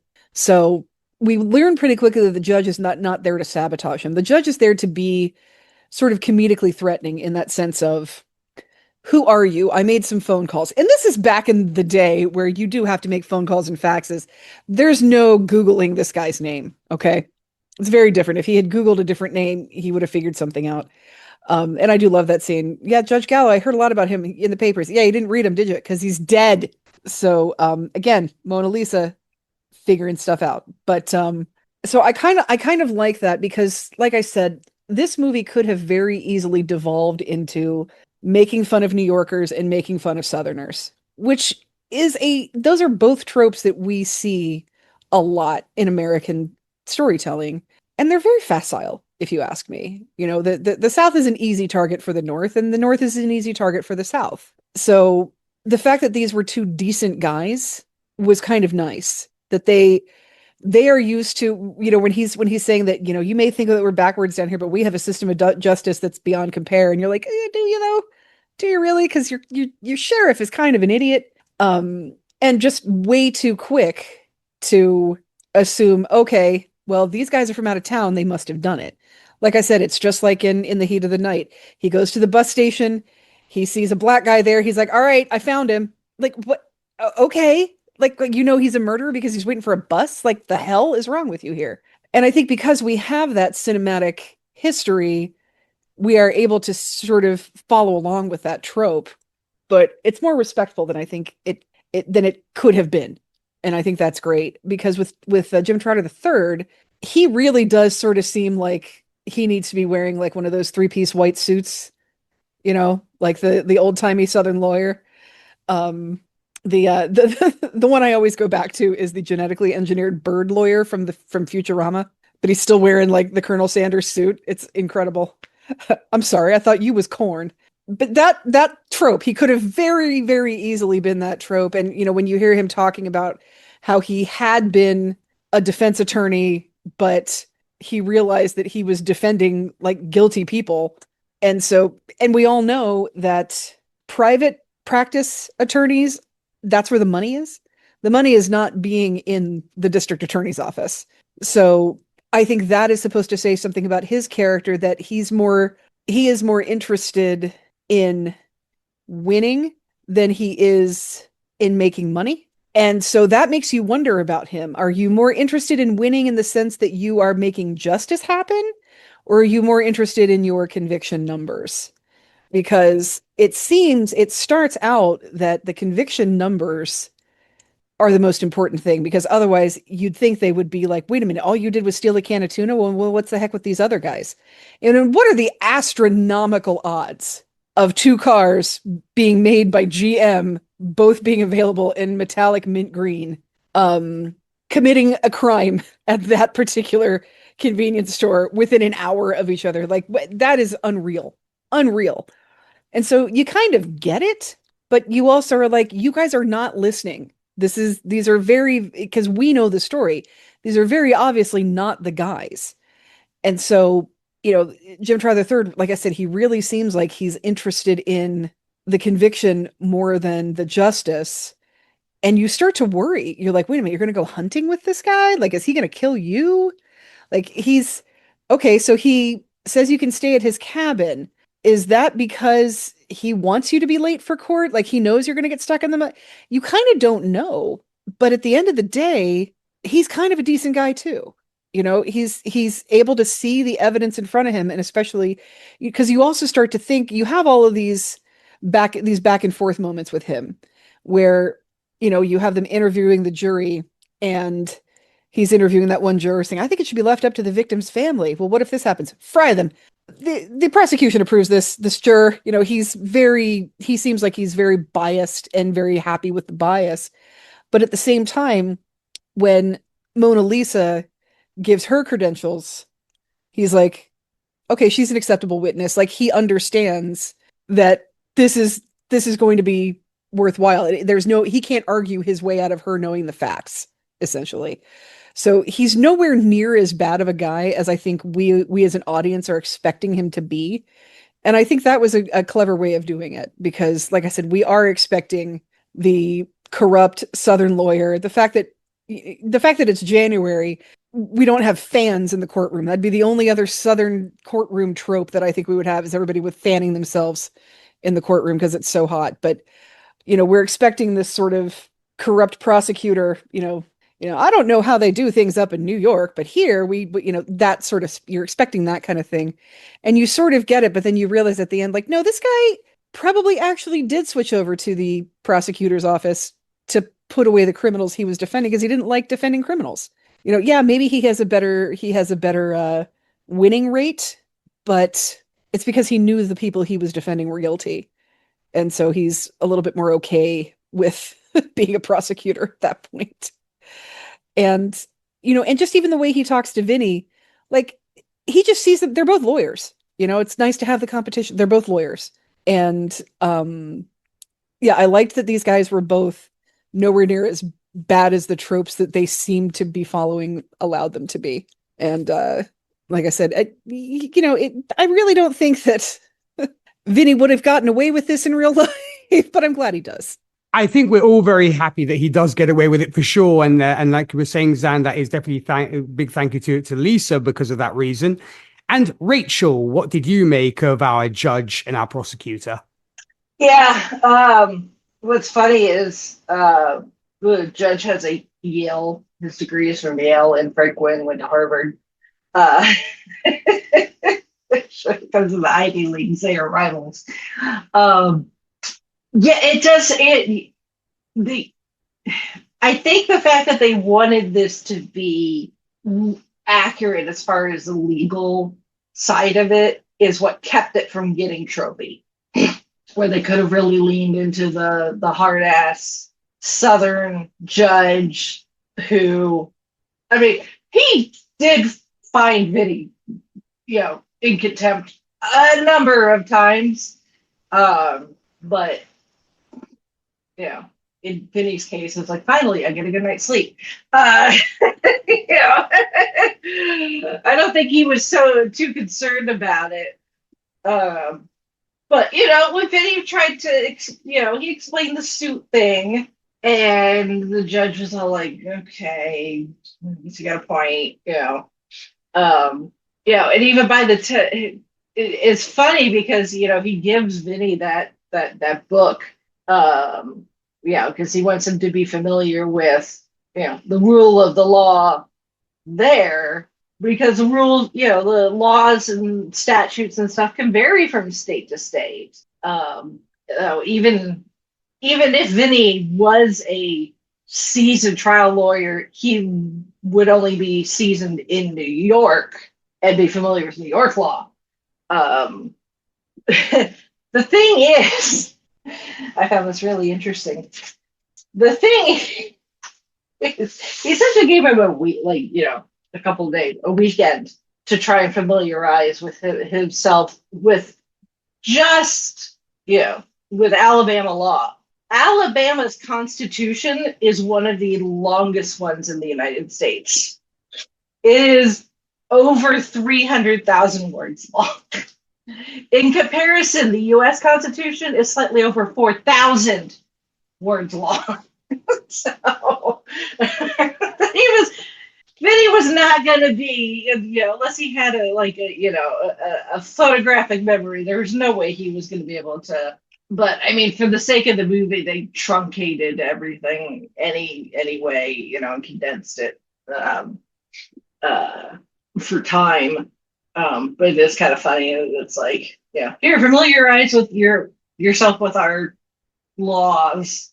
It's like, yeah, it would be the state where it has one of the longest constitutions in the country. But I'm back down to going to law school. Not for me. But I love how by the time we get to the kind of big scene at the end with Mona Lisa's expert testimony and everything, and our prosecutor is, after trying to discredit her as an expert, has to admit there's like, no, she's acceptable, which is only fair considering he did try to bring in his own expert without any pre-disclosure, which is highly illegal. You're not supposed to do that. Surprisingly, this, unless there's very extreme extenuating circumstances where there was just no way to let like the other side know. But in general, you have to let them know, which Vinny makes that argument. Mona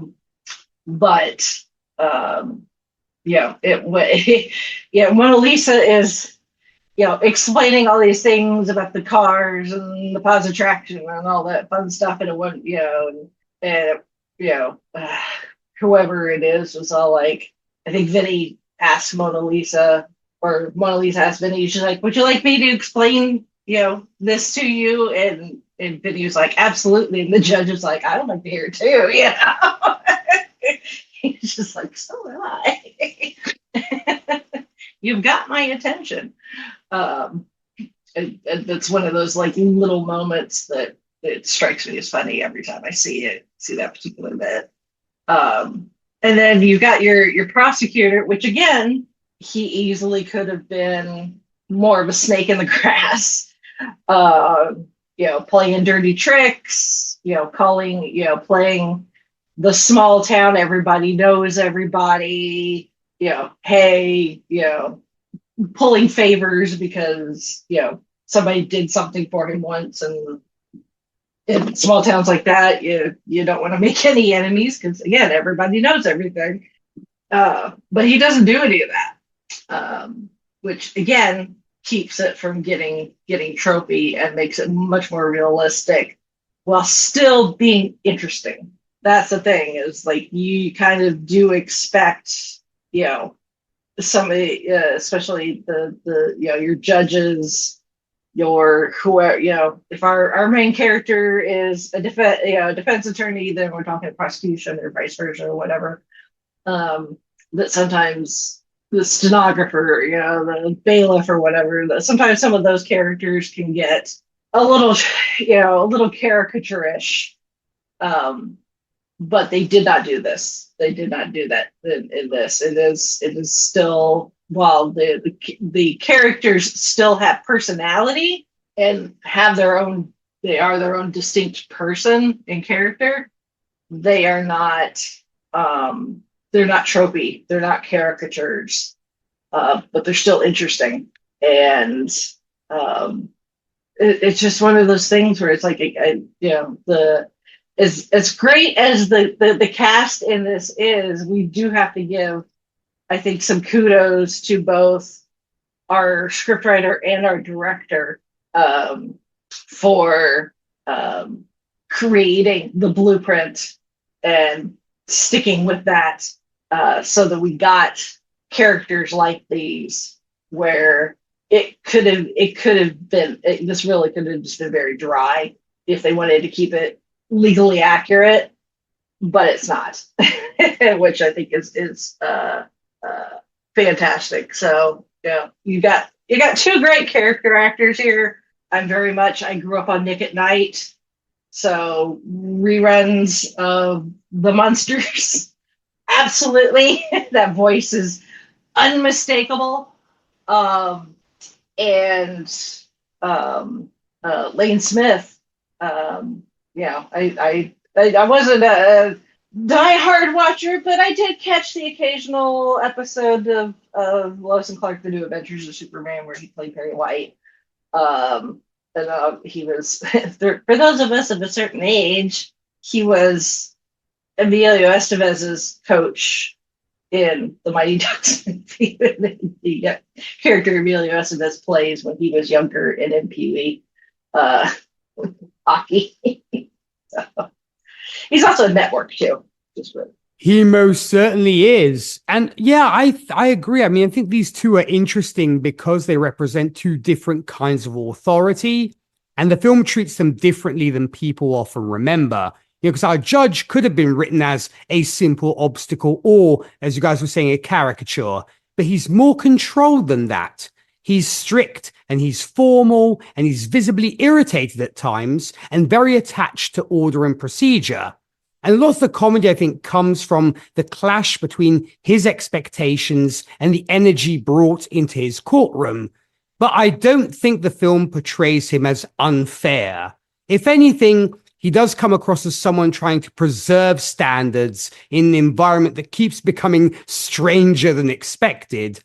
His patience has limits, and the movie minds that for humor, but underneath it, there's professionalism. And that balance, I think, matters because if he felt ridiculous, the courtroom would stop feeling real.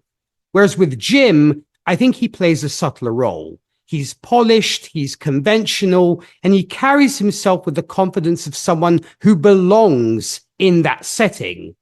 What is interesting is that the film never turns him into a villain. As you guys were saying, he isn't presented as malicious or corrupt. He believes in his case, and he operates within the system as he understands it. And I think that choice gives the story more texture. You know, instead of making the conflict about good people versus bad people, it becomes partly about assumptions, appearances, and whether confidence automatically means accuracy. And together, I'd say they create one of the film's quieter ideas, as in institutions are made up of people who may be competent, sincere, and still wrong. And the movie gets a lot of comedy from personalities colliding, but underneath it, there's a pretty thoughtful view of authority. It suggests that respectability and correctness are not always the same thing, while also avoiding the easy move of portraying professionals as fools. So yes, I definitely commend the writer for doing that for sure. So let's get to how this movie ended. You know, after, of course, the cases won, Bill, Stan, the sheriff, Jim Trotter III, and the judge congratulate Vinny on his success. And as he and Lisa drive away, she reveals that she persuaded Judge Malloy to vouch for Vinny's fictitious Jerry Callow resume. The couple then resume bickering over their long-delayed wedding plans as Travis Tritt sees us out. So Zan, starting with you, what did you make of our ending? Like I said, I love the ending because truth prevails. Well, okay, in the courtroom, truth prevails. And not only do we have the testimony of Mona Lisa about the Paz Attraction in the Pontiac Tempest versus the Buick Skylark and and the Corvette, which could never be mistaken for a Buick Skylark. That this knowledge that was so dismissed at first is what becomes truth, and truth prevails. And once the truth prevails, then we're able to say, okay, now let's bring the sheriff up here. Tell me what's been going on lately. Well, we did pull over these guys in a Pontiac Tempest with a gun that was the same caliber that killed the store manager. So yeah, we have some reasonable doubt here. And, you know, instead of this actually becoming a jury trial where we have to convince a jury that this is enough reasonable doubt, because again, our tropes have told us from things like To Kill a Mockingbird that even though you have incredibly obvious reasonable doubt, you're going to convict anyway. They just dismiss the case because there's no reason to keep this going. There's no reason to waste anyone's time, any resources. These are obviously not the guys. Everything that we just said is the most likely option is exactly what is going on, because they know that this is this bizarre 1 in a trillion coincidence of these two cars being in the same place in Wazoo, Alabama. You know, who would have thought? Well, apparently that's what happened. And so, truth prevails, and we get our happy ending. We get these two kids are no longer on death row for just driving through the South. Yeah, it watch yourself when you're driving through the highways, the small highways of America. You guys stick to the freeways if you're not gonna run into too much trouble. And Vinny wins his case. Vinny wins his case, and everybody in this town learns how to sit with the fact that they were wrong, because all of the witnesses admitted that they were wrong. That there's no way they could have cooked grits in 5 minutes. There's, she needs thicker glasses, and we need to clean the windows, and the case is dismissed. And the sheriff is like, yeah, maybe I was a little too quick with this, because here's this other thing that's going on. So truth prevails in the courtroom. And then outside of the courtroom, truth does not necessarily prevail, but good prevails. Because at the end of the day, Mona Lisa is the one making the happy ending for everybody. And so, like I said, I hope she gets a happy ending. I hope being married to Vinny is in fact what she really wants. And I'm thinking that it is, because they've been together for like 10 years, and she drove all the way down there. You notice she's driving. I think that's her car, So she drove all the way down there. From Brooklyn to Alabama takes a while. It takes a while. So that was a long trip. She goes through a lot. He's in court all day. She's there too when he's in court, And I do think that's kind of funny when she takes the stand. It's like, do you two know each other? Yeah. What do you think? The two people in town with a Brooklyn accent might possibly know each other? Would you just stay up all night working on that one, Judge? Come on. But yeah, it's a cute ending. It's probably an unlikely ending, like the idea that somebody's just going to fax someone like, hey, remember that law student you had? You want to lie about him for me? That'd be great. Like, that's probably not going to happen. But it's an artistic license that I do like. And yeah, Rachel's right. Dale Launer, the director of this, has done some very funny 80s movies. He did his first movie as a writer was a movie called Ruthless People. He's only directed a couple of things, or he's only written a couple. I mean, the writer he's written a few movies, but he did Ruthless People, Blind Date, Dirty Rotten Scoundrels, and My Cousin Vinny, like all one after the other. And those are not all particularly critically acclaimed, but they all have like a cult following around them. Blind Date is a ridiculous movie, but it's hilarious. It's just totally ridiculous. So he does some Dirty Rotten Scoundrels, also totally ridiculous, but very, very fun. And the only thing I'm going to say about Jonathan Lynn, the director, is he directed Clue. Okay. End of story. End of credentials. This guy knows what he's doing. So, we have good people making this movie. And so even though, like I said, the end is a little bit far-fetched with the, some lawyer is going to lie for another lawyer in this sense, I guess. I mean, I guess that's another trope, is that lawyers lie for each other all the time. But in this sense, it just doesn't seem particularly like it would happen. But that also shows you, I think, what Vinny meant to this lawyer, and Vinny having people in his life who supported him. It just reinforces that if you have somebody that supports you, you can do a lot of things. And so, like I said, I really hope that as we drive off into the sunset, that what Mona Lisa wants is what she's going to get, because she deserves the happiest ending of everybody's endings of this movie. 100%. And yes, thank you, Judge Malloy, for helping, for coming out when it came to helping Vinny out indeed. And Rachel, what did you make of how our film ended? It's a fantastic ending.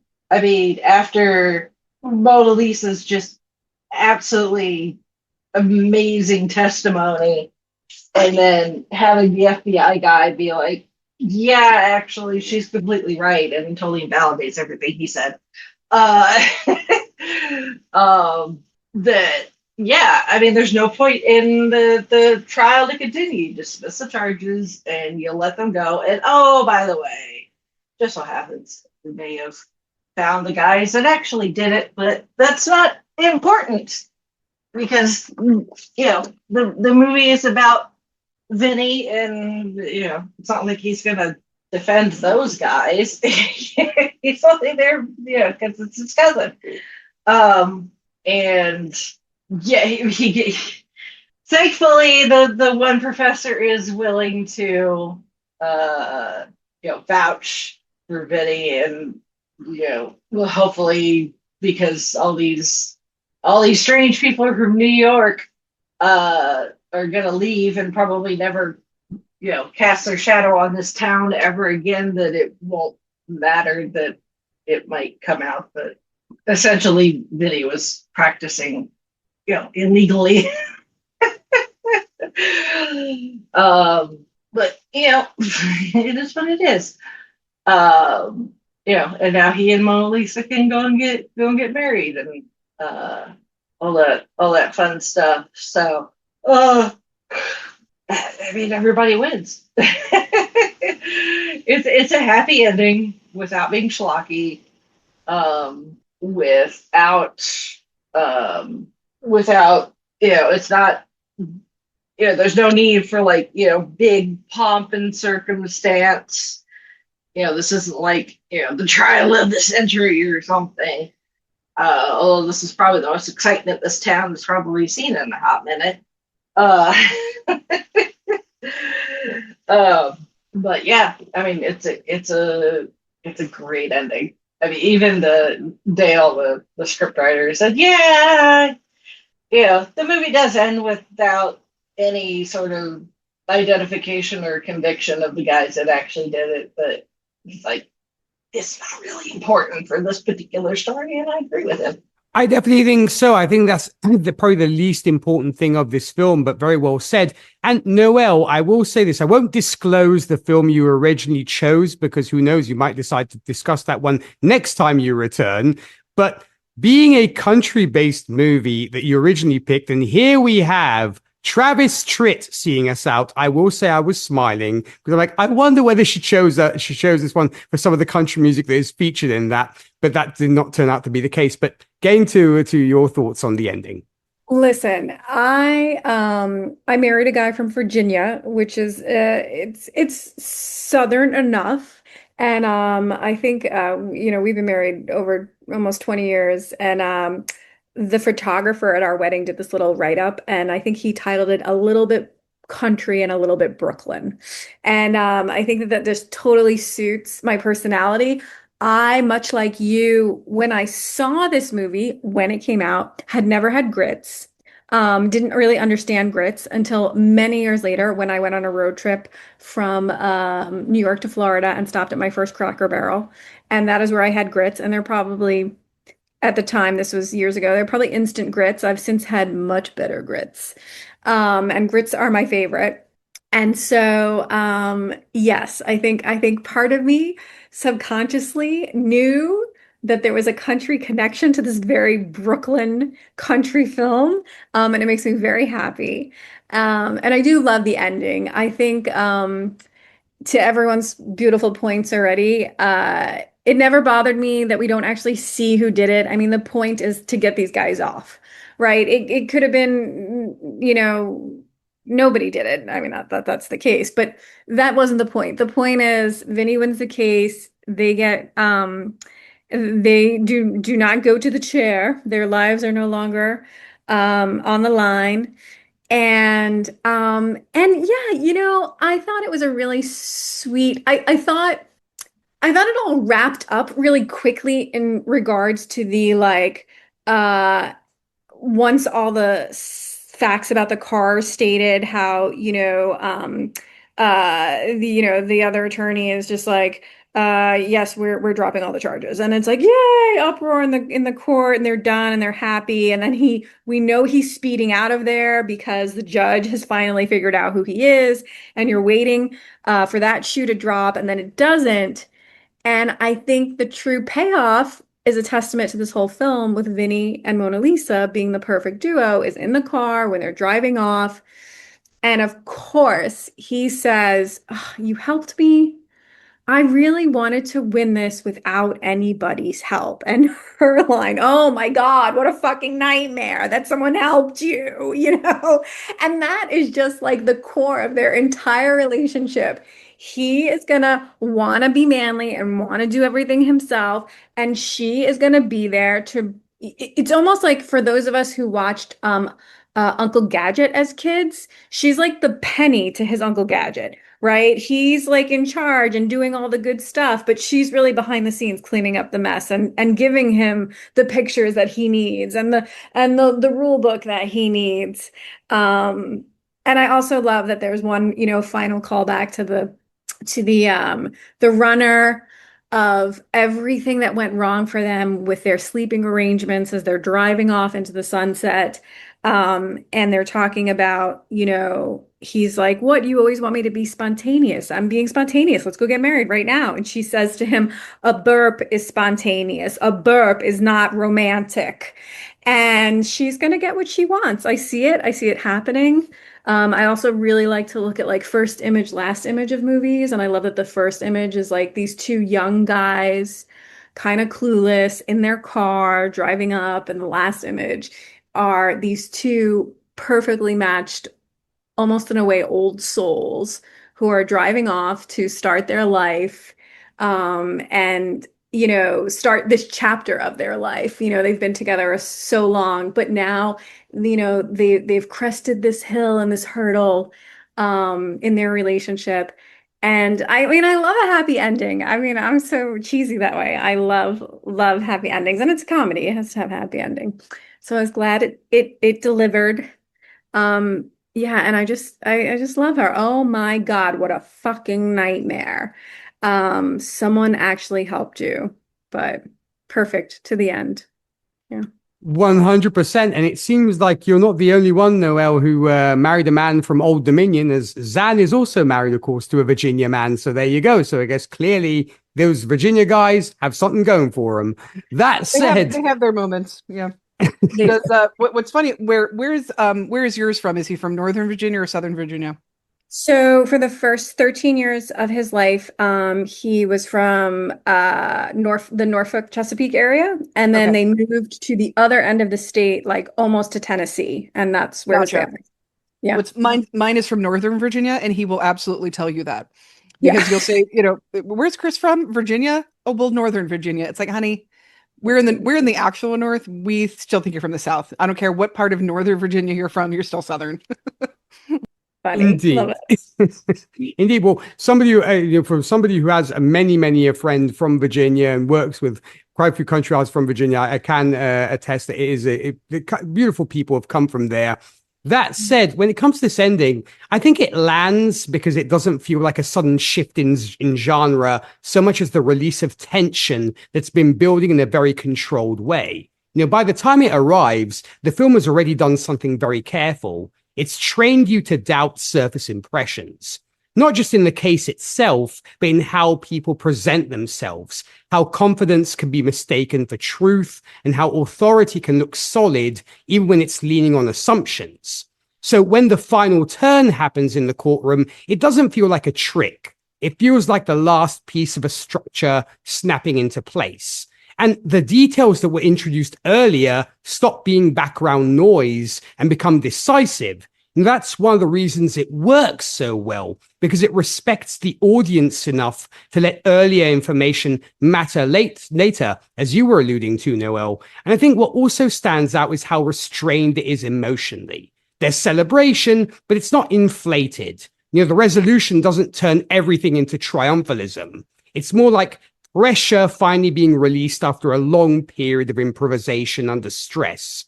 And the tone stays consistent with what came before, which is part of why it feels satisfying rather than manipulative. And then there's the quieter ending note. The characters don't suddenly transform into completely different people. Vinny and Lisa don't become idealized versions of themselves. They just look like people who survived something stressful, learned from it, and are still themselves afterward.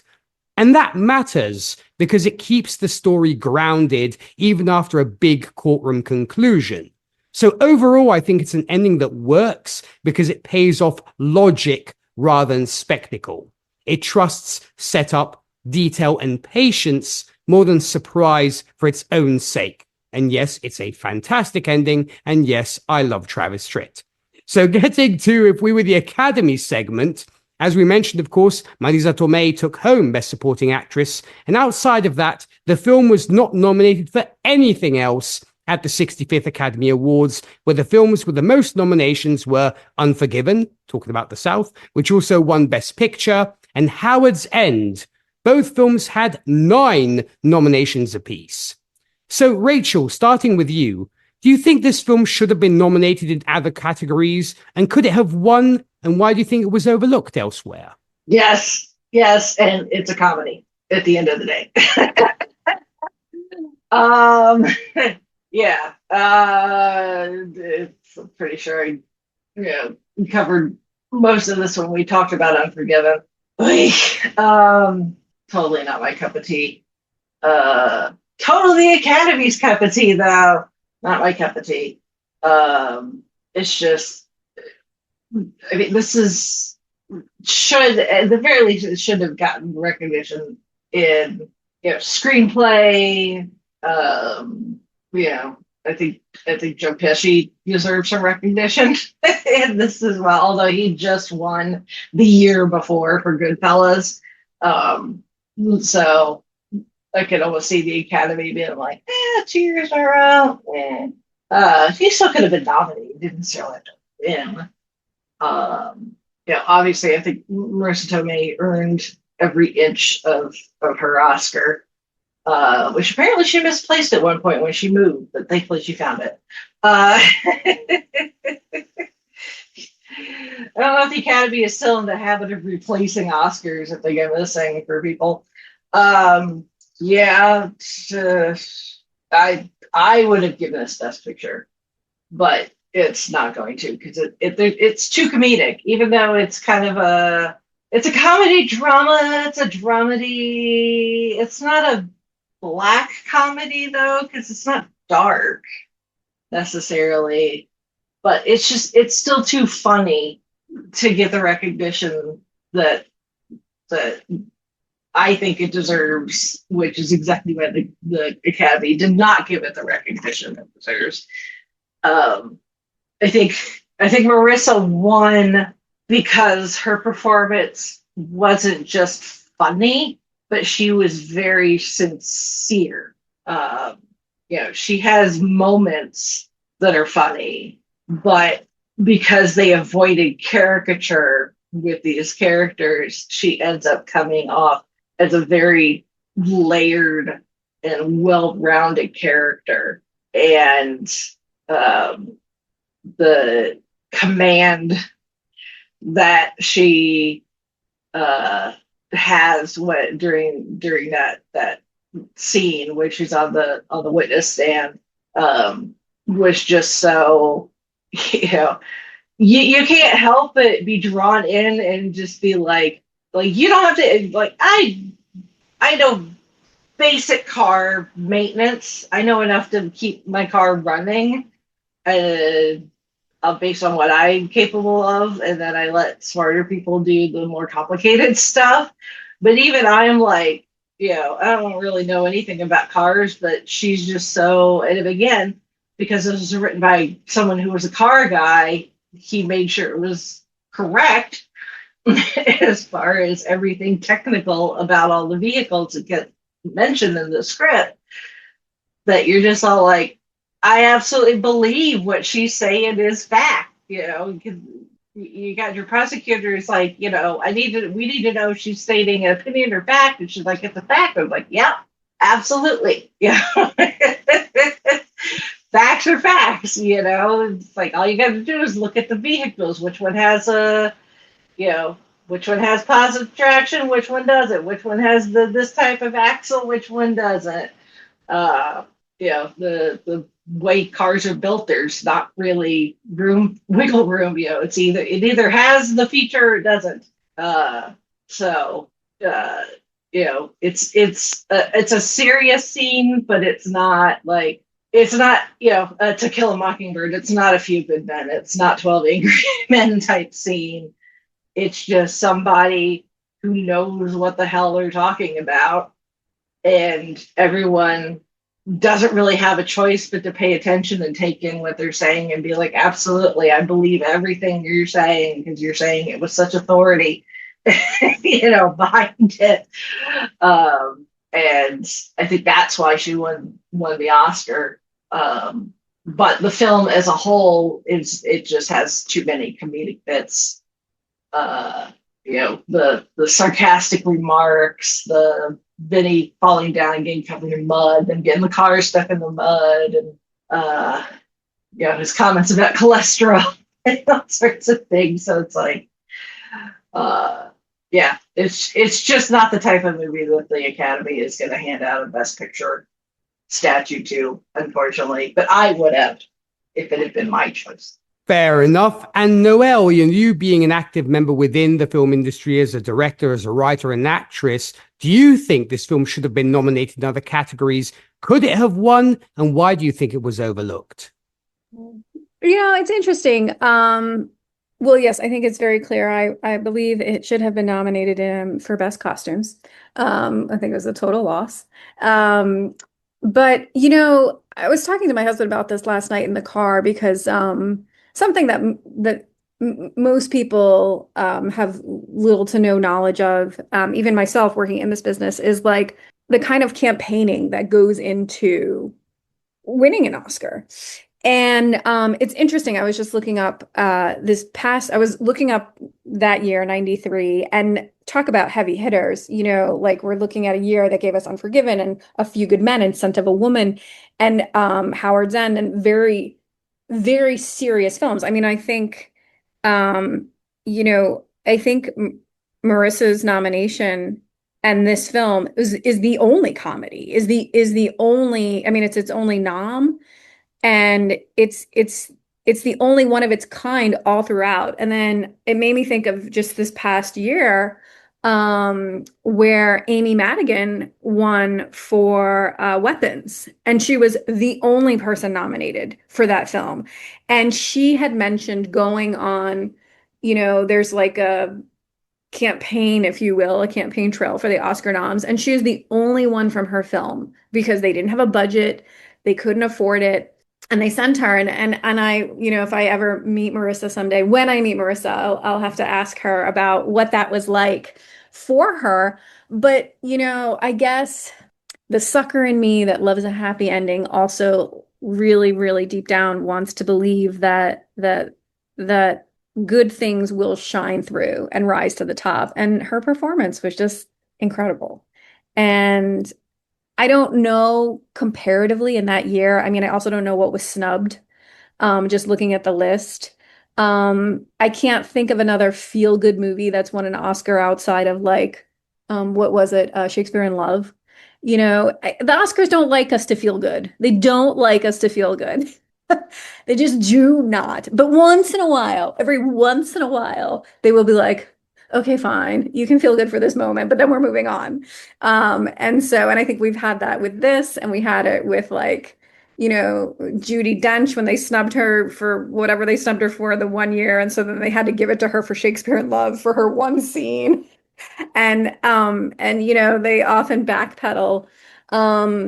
So while I think in a lot of ways it didn't win the gold statue, but it won the gold heart, because we as audience members, like you said, you're with your buddies drinking and told them what we were talking about, and everybody knows this movie, so it doesn't matter that it didn't win the gold. It won the box office, it won everything else. It's one that we still quote. It's one that was fun. It's one that we can go back to. It's one that's actually aging well. I mean, it still has moments of like timing, showing the timeliness of the decades. And it wouldn't work today, to your point of the internet and being able to look someone up and seeing if they've really done what they said they've done. But it works. I'm not bitter that it wasn't nominated for anything else except Best Costumes.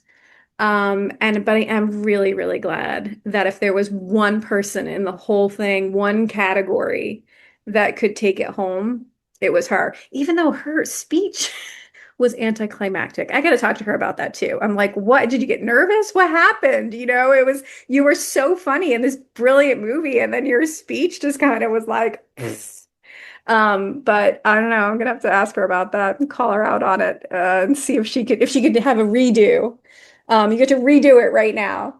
Um, I'd love her. I'd love for the girl from Brooklyn to have a redo on her Oscar acceptance speech. Yeah. I absolutely love that. And yes, indeed, I am, I think you and Marissa will have a lot to talk about when the two of you eventually meet. And Zan, do you think that this film should have been nominated in other categories and could it have won something? I always assumed she was in shock. If you remember the year that Juliette Binoche won for The English Patient, she got up there and her first thing she said was, "I have no idea what to say. I didn't think I was going to win. I thought for sure it was going to be Lauren Bacall." And she's like, "I don't even know what I'm doing here," which I thought even Robin Williams was stumped when he won his Oscar. His first one. Yeah. This may be the one time I'm speechless, was what he said. He's like, what am I doing up here? Do you remember when Anna Paquin won and she was like, and then she pulled it together. Like she was like, "I'd like to thank the Academy." And she, like, my mother was like, "Oh, she did it. She saved it." She saved it, but she's up there like, "I am 12 years old. What the fuck am I doing here?" Exactly. Yeah. It was, but yeah, I always love it when they're just totally shocked by their winning. Like they just sort of look like, "What just was that my name? Like what just happened?" And so I always assumed she was just sort of in shock because again, the Oscar trope of the serious movie, the costume drama, the established actress. I mean, Marissa Tomei knows as well as I do that everybody knew her as the roommate from A Different World, and here she is now winning an Oscar for playing Mona Lisa Vito, talking about pause attraction. She's like, wait, I'm in a comedy and I'm winning the Oscar? What the hell? And again, I think it's very dismissive of us culturally to be like, "Oh, it's just because Jack Palance made a mistake." First of all, that's mean to Jack Palance and, assuming dementia or whatever was being assumed with that one. And it's not like she didn't do a good job in this one. Like I said, with this one, I felt like the true competition was between her and Miranda Richardson for Damage. Joan Plowright, Judy Davis, and Vanessa Redgrave, all fantastic. I love Judy Davis. If Judy Davis was ever going to win an Oscar, it should have been for The Ref. She was incredible in that movie. Vanessa Redgrave deserves an Oscar just for being Vanessa Redgrave. She's incredible. But Miranda Richardson's performance in Damage she's kind of the audience. She's the audience's reaction of like, "What the hell is wrong with the two of you? What is wrong with you?" And when she says to Jeremy Irons, she says, "You should have killed yourself when you realized what you were doing." The audience is like, "Yeah, maybe. You guys are horrible." Like I said, if you haven't seen it, see it. Louis Malle directed it. It is an emotional roller coaster. It's not even a roller coaster. It's just a gut punch, frankly. It's a real gut punch. So I think the real competition was between the two of them. But I love that Marissa Tomei won because again, I don't feel like the Academy acknowledges comedies in general. It's seen as sort of a lesser genre, which is unfortunate. To your point, Noelle, back to comedies, I probably would have chosen Toys for costume design. I always tend to go for costume design that is less realistic. When we have, what was up was what did win was Bram Stoker's Dracula. So even though that is sort of a historical time period, it's very well-known fictional characters with very established expectations of them. So doing something different with that, I think was quite a feat. But, you have Howard Zinn, Malcolm X, and Enchanted April, and we're talking period pieces. You go, you do some research about that period, you create some costumes. And yes, there's a lot more to it than that. There's a lot more to it based on color scheme and characters and how the characters interact with each other and their colors. But Toys was just so whimsically wackadoodle and such an interesting movie that I don't think we talk about enough. Toys is very, very different. So I probably would have given that to Toys just for, basic, all around creativity. And even, again, back to comedies, Death Becomes Her wins best visual effects this year. So, we have these sort of technical awards that, comedies and other genre pictures will win, Best visual effects, the three nominees were Alien 3 and Batman Returns. Like that's where those movies are going to get are going to get recognized, and I don't like that. I like when comedies are recognized, even when they're darker comedies, like something like Parasite. I like when a comedy is recognized. Yeah, I agree. Joe Pesci won the previous year, so I don't know if he would have won this year, especially against who he was up against. What's interesting about Al Pacino's role in Scent of a Woman is it sort of became that role is what became our stereotypical image of Al Pacino, with his Hoo-ha! hoo-ha. Yes. Can't talk about that movie without saying hoo-ha. So it's funny that won, but Robert Downey Jr. as Chaplin was fantastic. Denzel Washington as Malcolm X was fantastic. So I don't know if even if he had been nominated, I don't know if he would have won. Again, Jonathan Lynn, he's done some stuff I love, but is he a Robert Altman? Not necessarily. Is he a, and that is the interesting thing about this year. I would not have put this necessarily as a best picture. I like this movie better than Unforgiven, but I get why Unforgiven is there. I would not have given Unforgiven the Oscar. Sorry for that repetition there. The strange thing is, I think it's bizarre that A Few Good Men is nominated for Best Picture, but Rob Reiner not for Best Director, and Robert Altman is up for The Player, but The Player's not up for Best Picture. Because I probably would have given the and I forget what we said when we did A Few Good Men, and it depends on the day you ask me, because I was absolutely shocked at how good A Few Good Men was. I had never seen it before we did it for this podcast because of my Tom Cruise thing. But I'm watching it the whole time going, damn it, this movie's good. And I would have probably given the Best Director award to Rob Reiner, and I probably still would have given the Best Picture award to The Player. The Player is also kind of a dark comedy. It's an extremely dark comedy, but I very much like The Player. It's so scathing of the Hollywood system that I could understand that it didn't particularly get a lot of notice for the Academy Awards that year. But that's probably where I would have gone with this. Even if My Cousin Vinny had been nominated for more stuff, I think the only real chance it had was Marissa Tomei. And I think she absolutely deserves it. And like I said, I hope that everybody who bought into the Jack Palance made a mistake rumor got to eat crow along with their popcorn when they watched her as the best Aunt May we've ever had. Amen to the best Aunt May we ever had, and R.I.P. Aunt May. I mean, I was definitely very sad when that particular moment happened. That's the saddest movie I've ever seen. Not only does Aunt May die, the entire world forgets Spider-Man. It's so sad. It is devastating. I definitely will agree, and I still remember the silence that came into my movie theater when we were watching Spider-Man: No Way Home. That said, when it comes to this film, I do think it could have been nominated in a few other categories, and maybe in a different awards year, it probably would have been. But yeah, as you guys were saying, this edition of the Academy Awards was unusually stacked in the area where a film like My Cousin Vinny might have had a shot. For example, I'm looking at original screenplay because the script is extremely tight, as we've talked about. And what stands out isn't just the jokes, but the structure and the way legal detail is planted early and paid off later, and how exposition is disguised as comedy. In a weaker year, it could absolutely have been an original screenplay nominee. But it was up against heavyweights like The Crying Game and Unforgiven, which were also very serious cinema contenders in the Academy's eyes that year. I would also throw in editing.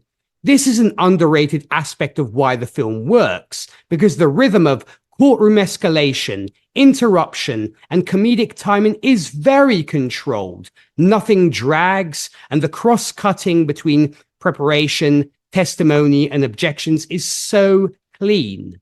Still, the Academy tends to prioritize editing in more overtly technical or dramatic films, and yes, 92 had a lot of prestige competition.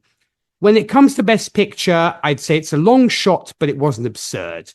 This I think is a very interesting what if moment. The film is more structurally sophisticated than it gets credit for. It's a courtroom film that doubles as a culture clash comedy and a procedural puzzle, but Best Picture tends to favor either prestige drama or film with strong, serious subject framing. And yeah, as you guys were saying, a comedy like this usually needs overwhelming critical dominance or cultural momentum, and it didn't quite have that at the time. I also think a few things worked against it. First off, it was just a comedy in Academy terms, because at the time, especially, comedies were rarely treated as major awards vehicles unless they had dramatic weight or auteur prestige. Even smart, well-crafted ones tended to get funneled into acting categories only. Also, tone ambiguity, I think, hurt its awards positioning. Because to Rachel's point, it's not pure slapstick, but it's also not prestige drama. That in-between space is exactly where awards bodies often hesitate. It's too funny to be serious and too structured to be dismissed as lightweight.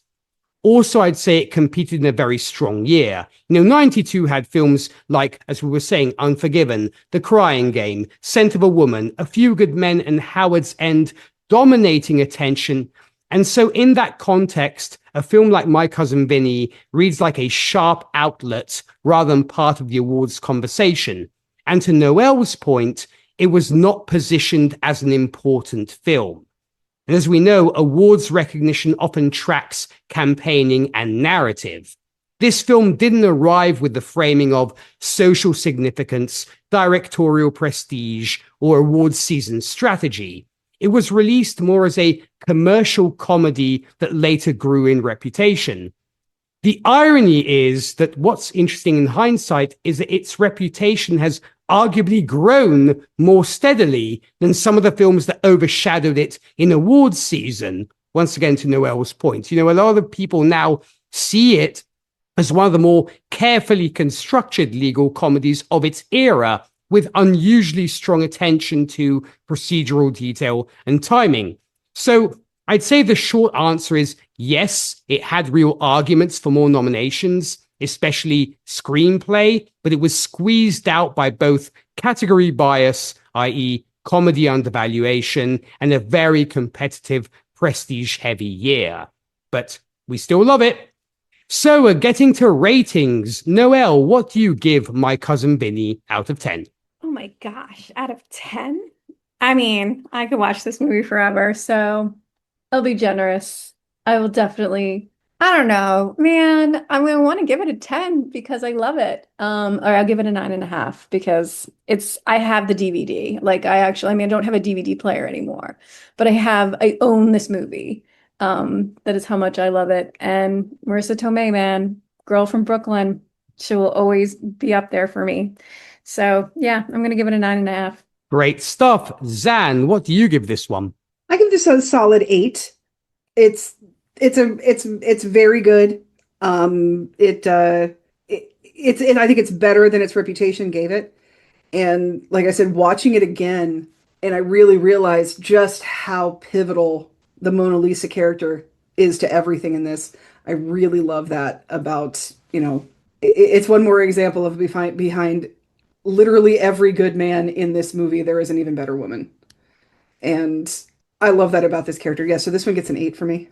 Fantastic. And Rachel, what do you give this one? I'm giving this one a 9. I mean, this is just, it's so good. It's so rewatchable. It's so quotable. It has stood the test of time. Unlike some of the movies that got, more recognition at the Academy Awards for this particular year. I mean, this movie gets shown in law schools as an example of like good court procedure. So, when it's being used in, for as an example to be shown to future lawyers, I think that says something. So yeah, I give this a 9. This is I love this movie. I could watch it. I'd have no problem watching this, like if it was on or it was a special screening somewhere or something, I'd be like, sign me up. Can I have some grits instead of popcorn, please? Eventually, I will try these legendary grits, but in the meantime, I'm going to give this an 8.5 out of 10. And the main reason for that is how well it balances things that usually don't sit comfortably together. It's a courtroom film that actually respects legal procedure. It's a culture clash comedy that doesn't lean on lazy stereotypes. And it's a character-driven story where the humor mostly comes from personality and situation rather than constant punchlines. As we were saying, the writing is doing more work than it looks like on the surface. A lot of what pays off in the courtroom isn't improvised or surprising in a random way. It's carefully planted earlier and allowed to resurface at exactly the right moment. And that gives the film a kind of structural satisfaction that's early to miss if you only remember it as a comedy. And of course, the performances also matter a lot. The lead performance works because it's intentionally uneven in a believable way. It never settles into movie lawyer mode, which keeps the tension alive. And the supporting performance that won the Academy Award, I think, brings a kind of clarity and control that sharpens almost every scene it's in. Without that, the film would feel looser and less precise. Where it loses a bit of ground for me is mostly range. It's very strong in its lane, but it's not trying to reach emotional or thematic depth beyond the story it's telling. That's not a flaw exactly, but it does mean it doesn't quite cross into the rare category of films that feel layered on multiple rewatch levels beyond the plot mechanics. Still, as a piece of comedy craftsmanship with real narrative discipline, it holds up extremely well. It's one of those films that understands exactly what it is and executes it with very little waste. So it's an 8.5 out of 10 for me. So getting thus to gold standard feedback this week, we have some from the ever wonderful Dave Proctor, who writes in about today's movie. And Dave says, "Hello, cinephiles." Hey, Dave. This is not one of those movies you think of when somebody says, name the top 10 movies ever made. But is a movie I've watched 10 times and will watch any time it's on. As a former police officer, this is a scenario I feared. Go investigate and do what you do, and then experts sit down and tell me I was wrong. That being said, I would absolutely love to be able to speak to any subject as solidly, confidently, and be respected by those hearing me speak as Marisa Tomei's character, Mona Lisa Vito, did. The gift of gab and a clear ability to see the trees in the forest, and both crisp and clear in my view, as they were for Vinny Gambini by a perennial favourite, Joe Pesci, is no insignificant feat either. Ralph Macchio was 30 when this was made, but could still pass for 20. I feared nothing while the fellas were in prison, because Miyagi do Karate had this under control. Fred Gwynn was like a cold drink of water on a hot day. Herman Munster and Judd Crandall from Pet Sematary, top of the heap right there. He didn't live all that long after this movie. Sad. He was a real talent that probably was hampered by playing such an iconic character in a campy comedy from way back. Him and Adam West are probably commiserating in the afterlife. I love that image. I feel like some of the decisions the judge made in hearing the case in such a speedy manner would have opened it up for appeals if the defendants had lost. Especially time to vet the expert. Dangerous game Vinny plays with these boys' lives if he had gambled and lost. I'm sure many litigators have regrets about cases they thought they should have won handily, only to be surprised by juries, judges, and life. Looking at you, Marcia Clark and Christopher Darden. I grew up in the South. I eat grits. I eat instant grits too, because it's the most convenient and easiest to get. Grits are not even sold in the grocery store in Colorado. People act like it is redneck food, and it may be, but polenta is grits, and Vinny, a proud Italian-American, would know this. So polenta's like grits? Okay. Grits are a part of the gooey group of hot breakfasts we all eat as kids. Some eat oatmeal, yuck, or cream of wheat, holy crap, gross, or gruel or porridge. When you grind corn, it's literally the scraps left over, probably swept off the floor originally, or half dirt in the day, since corn and the others are ground between stones. The southern United States has a lot of problems for sure. Lack of sophistication for sure is one, not a lack of education. The South is certainly replete with intellectuals. They do, of course, have an abundance of common folks. Movies do like to put this up front. I'm not saying it isn't earned. What I'm saying is it doesn't underestimate an opponent just because he speaks slowly and uses a lot of corn expressions. Culture and intelligence are not the same thing. We aren't usually allowed to speak ill of other people's culture, but Southern culture seems to be an exception. The South has a reputation that can be beat up pretty easily in the light of 21st century scrutiny. I'm not going to defend it here. I will say it is wrong to paint with the biggest brush. The problem is with any culture, the most vocal is not always the best example. The movie's enjoyable, and like I said, I watch it over and over. I give it a 6 out of 10 for impact on the world of cinema as a whole. It isn't an earth-shattering must-watch, but for rewatchability, I give it a solid 9 out of 10. Well, thank you very much for that, Dave. A great feedback indeed, and definitely appreciate that.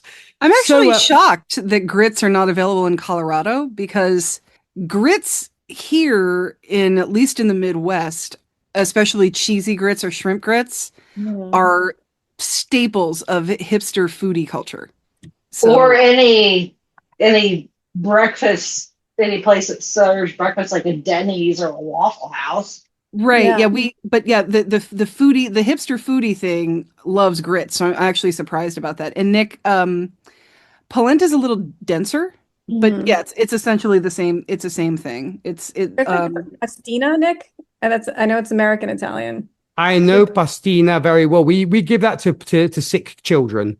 Right. That reminds me more of grits than anything else. Pastina. Yeah, that's a good comparison. Yeah. My favorite quote in movies about grits comes from Muppets Take Manhattan, where they're working at the diner and the rats, Rizzo, of course, is a waiter, and he's asking Pete, because Pete owns the restaurant, he's asking Pete what he's serving. He's like, it's grits. How many grits? How should I know how many? Count them yourself. I love that line. It's so funny because hominy sounds like how many. But yeah, hominy is that part of the corn that he was talking about. And yeah, polenta is a little denser, but same kind of concept.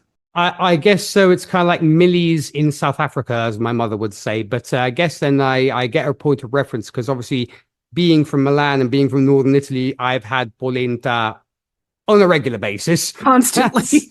Yeah. Yes, they call us polentoni. The Southern Italians call us polentoni because we literally live on polenta. So there you go. So yes, I have had my fair share of 3 tablespoons of polenta and you're full for the rest of the day. You guys understand efficiency.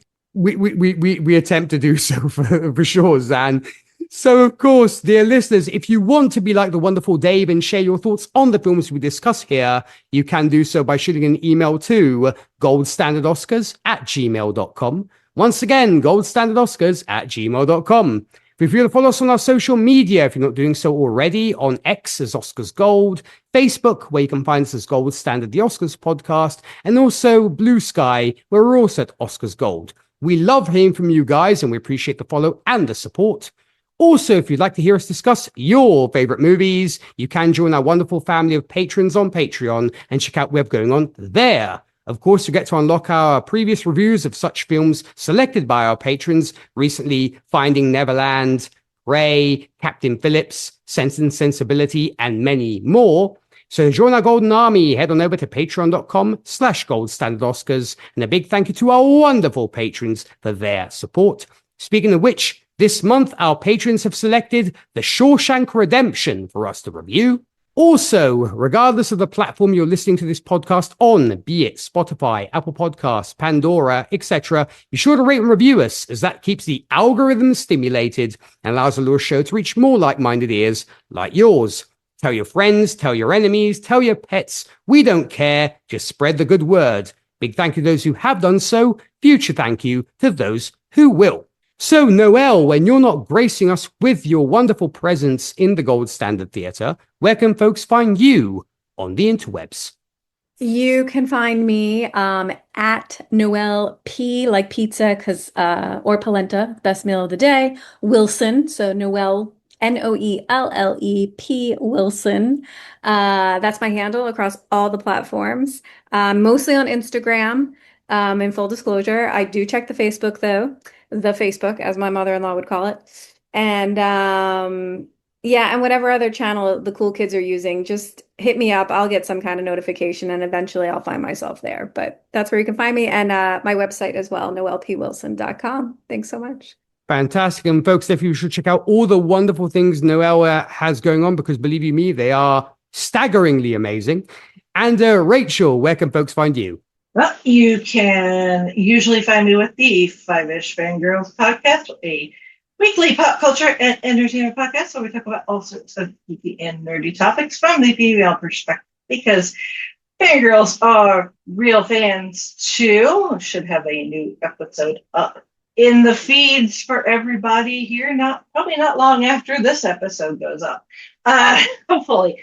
We can be found pretty much wherever you find podcasts and at the Five-ish Fangirls.com, where you can connect with all of our podcast-related social media accounts and our individual ones as well. Awesome stuff, and great to have more Five-ish Fangirls content. And Zan, where can folks find you? You can find me with our friend Charles Skaggs on our podcast Drunk Cinema, where we watch our favorite movies and enjoy our favorite adult beverages and have a conversation. And then we record that conversation for your entertainment. That can be found wherever podcasts are found. We're on a tad of a hiatus due to various things, travel, weddings, pinball, romanticy conventions, all various reasons that we are on hiatus, but we'll be back shortly. And if you'd like to find, and that's found wherever podcasts are found. If you would like to find me on social media, I would love it if you did. Your best bets would be Instagram, TikTok, and Letterboxd. And on all three, my handle is Udinax19. Gotta love it. And when it comes to myself, folks, you can find me at my day job hosting the radio show Whiskey and Cigarettes, where we play the very best and nothing but the best of country music for you guys, from Alabama to Bailey Zimmerman. And for more information about that, you can visit our website, which is whiskeyandcigarettesshow.com. Podcast-wise, if you're fans of those superhero movies and heroically tangential for those movies, you can find myself and Keith Bliss on Happiness in Darkness, the superhero movie podcast, where we do discuss any and every superhero movie under the sun and beyond. Recently, we reviewed Lucy, which I had never seen, and I'm so glad I did, because Scarlett Johansson. That aside, coming up next, we are going back to the regular superhero fare, as we're reviewing the animated version of All-Star Superman. So always good to talk The Man of Tomorrow. And last but certainly not least, myself and Charles Skaggs can be found on the Fandom Zone podcast, where we're currently reviewing the first and so far only season of Spider Noir. So that's definitely fun for sure from a fan of gangster and noir films. And speaking of to come on this show, next time, as our wait for the 99th Best Picture to reveal itself continues, we are going to be reviewing a film that Rachel picked, and that movie will be the 1988 John McTiernan film, Die Hard.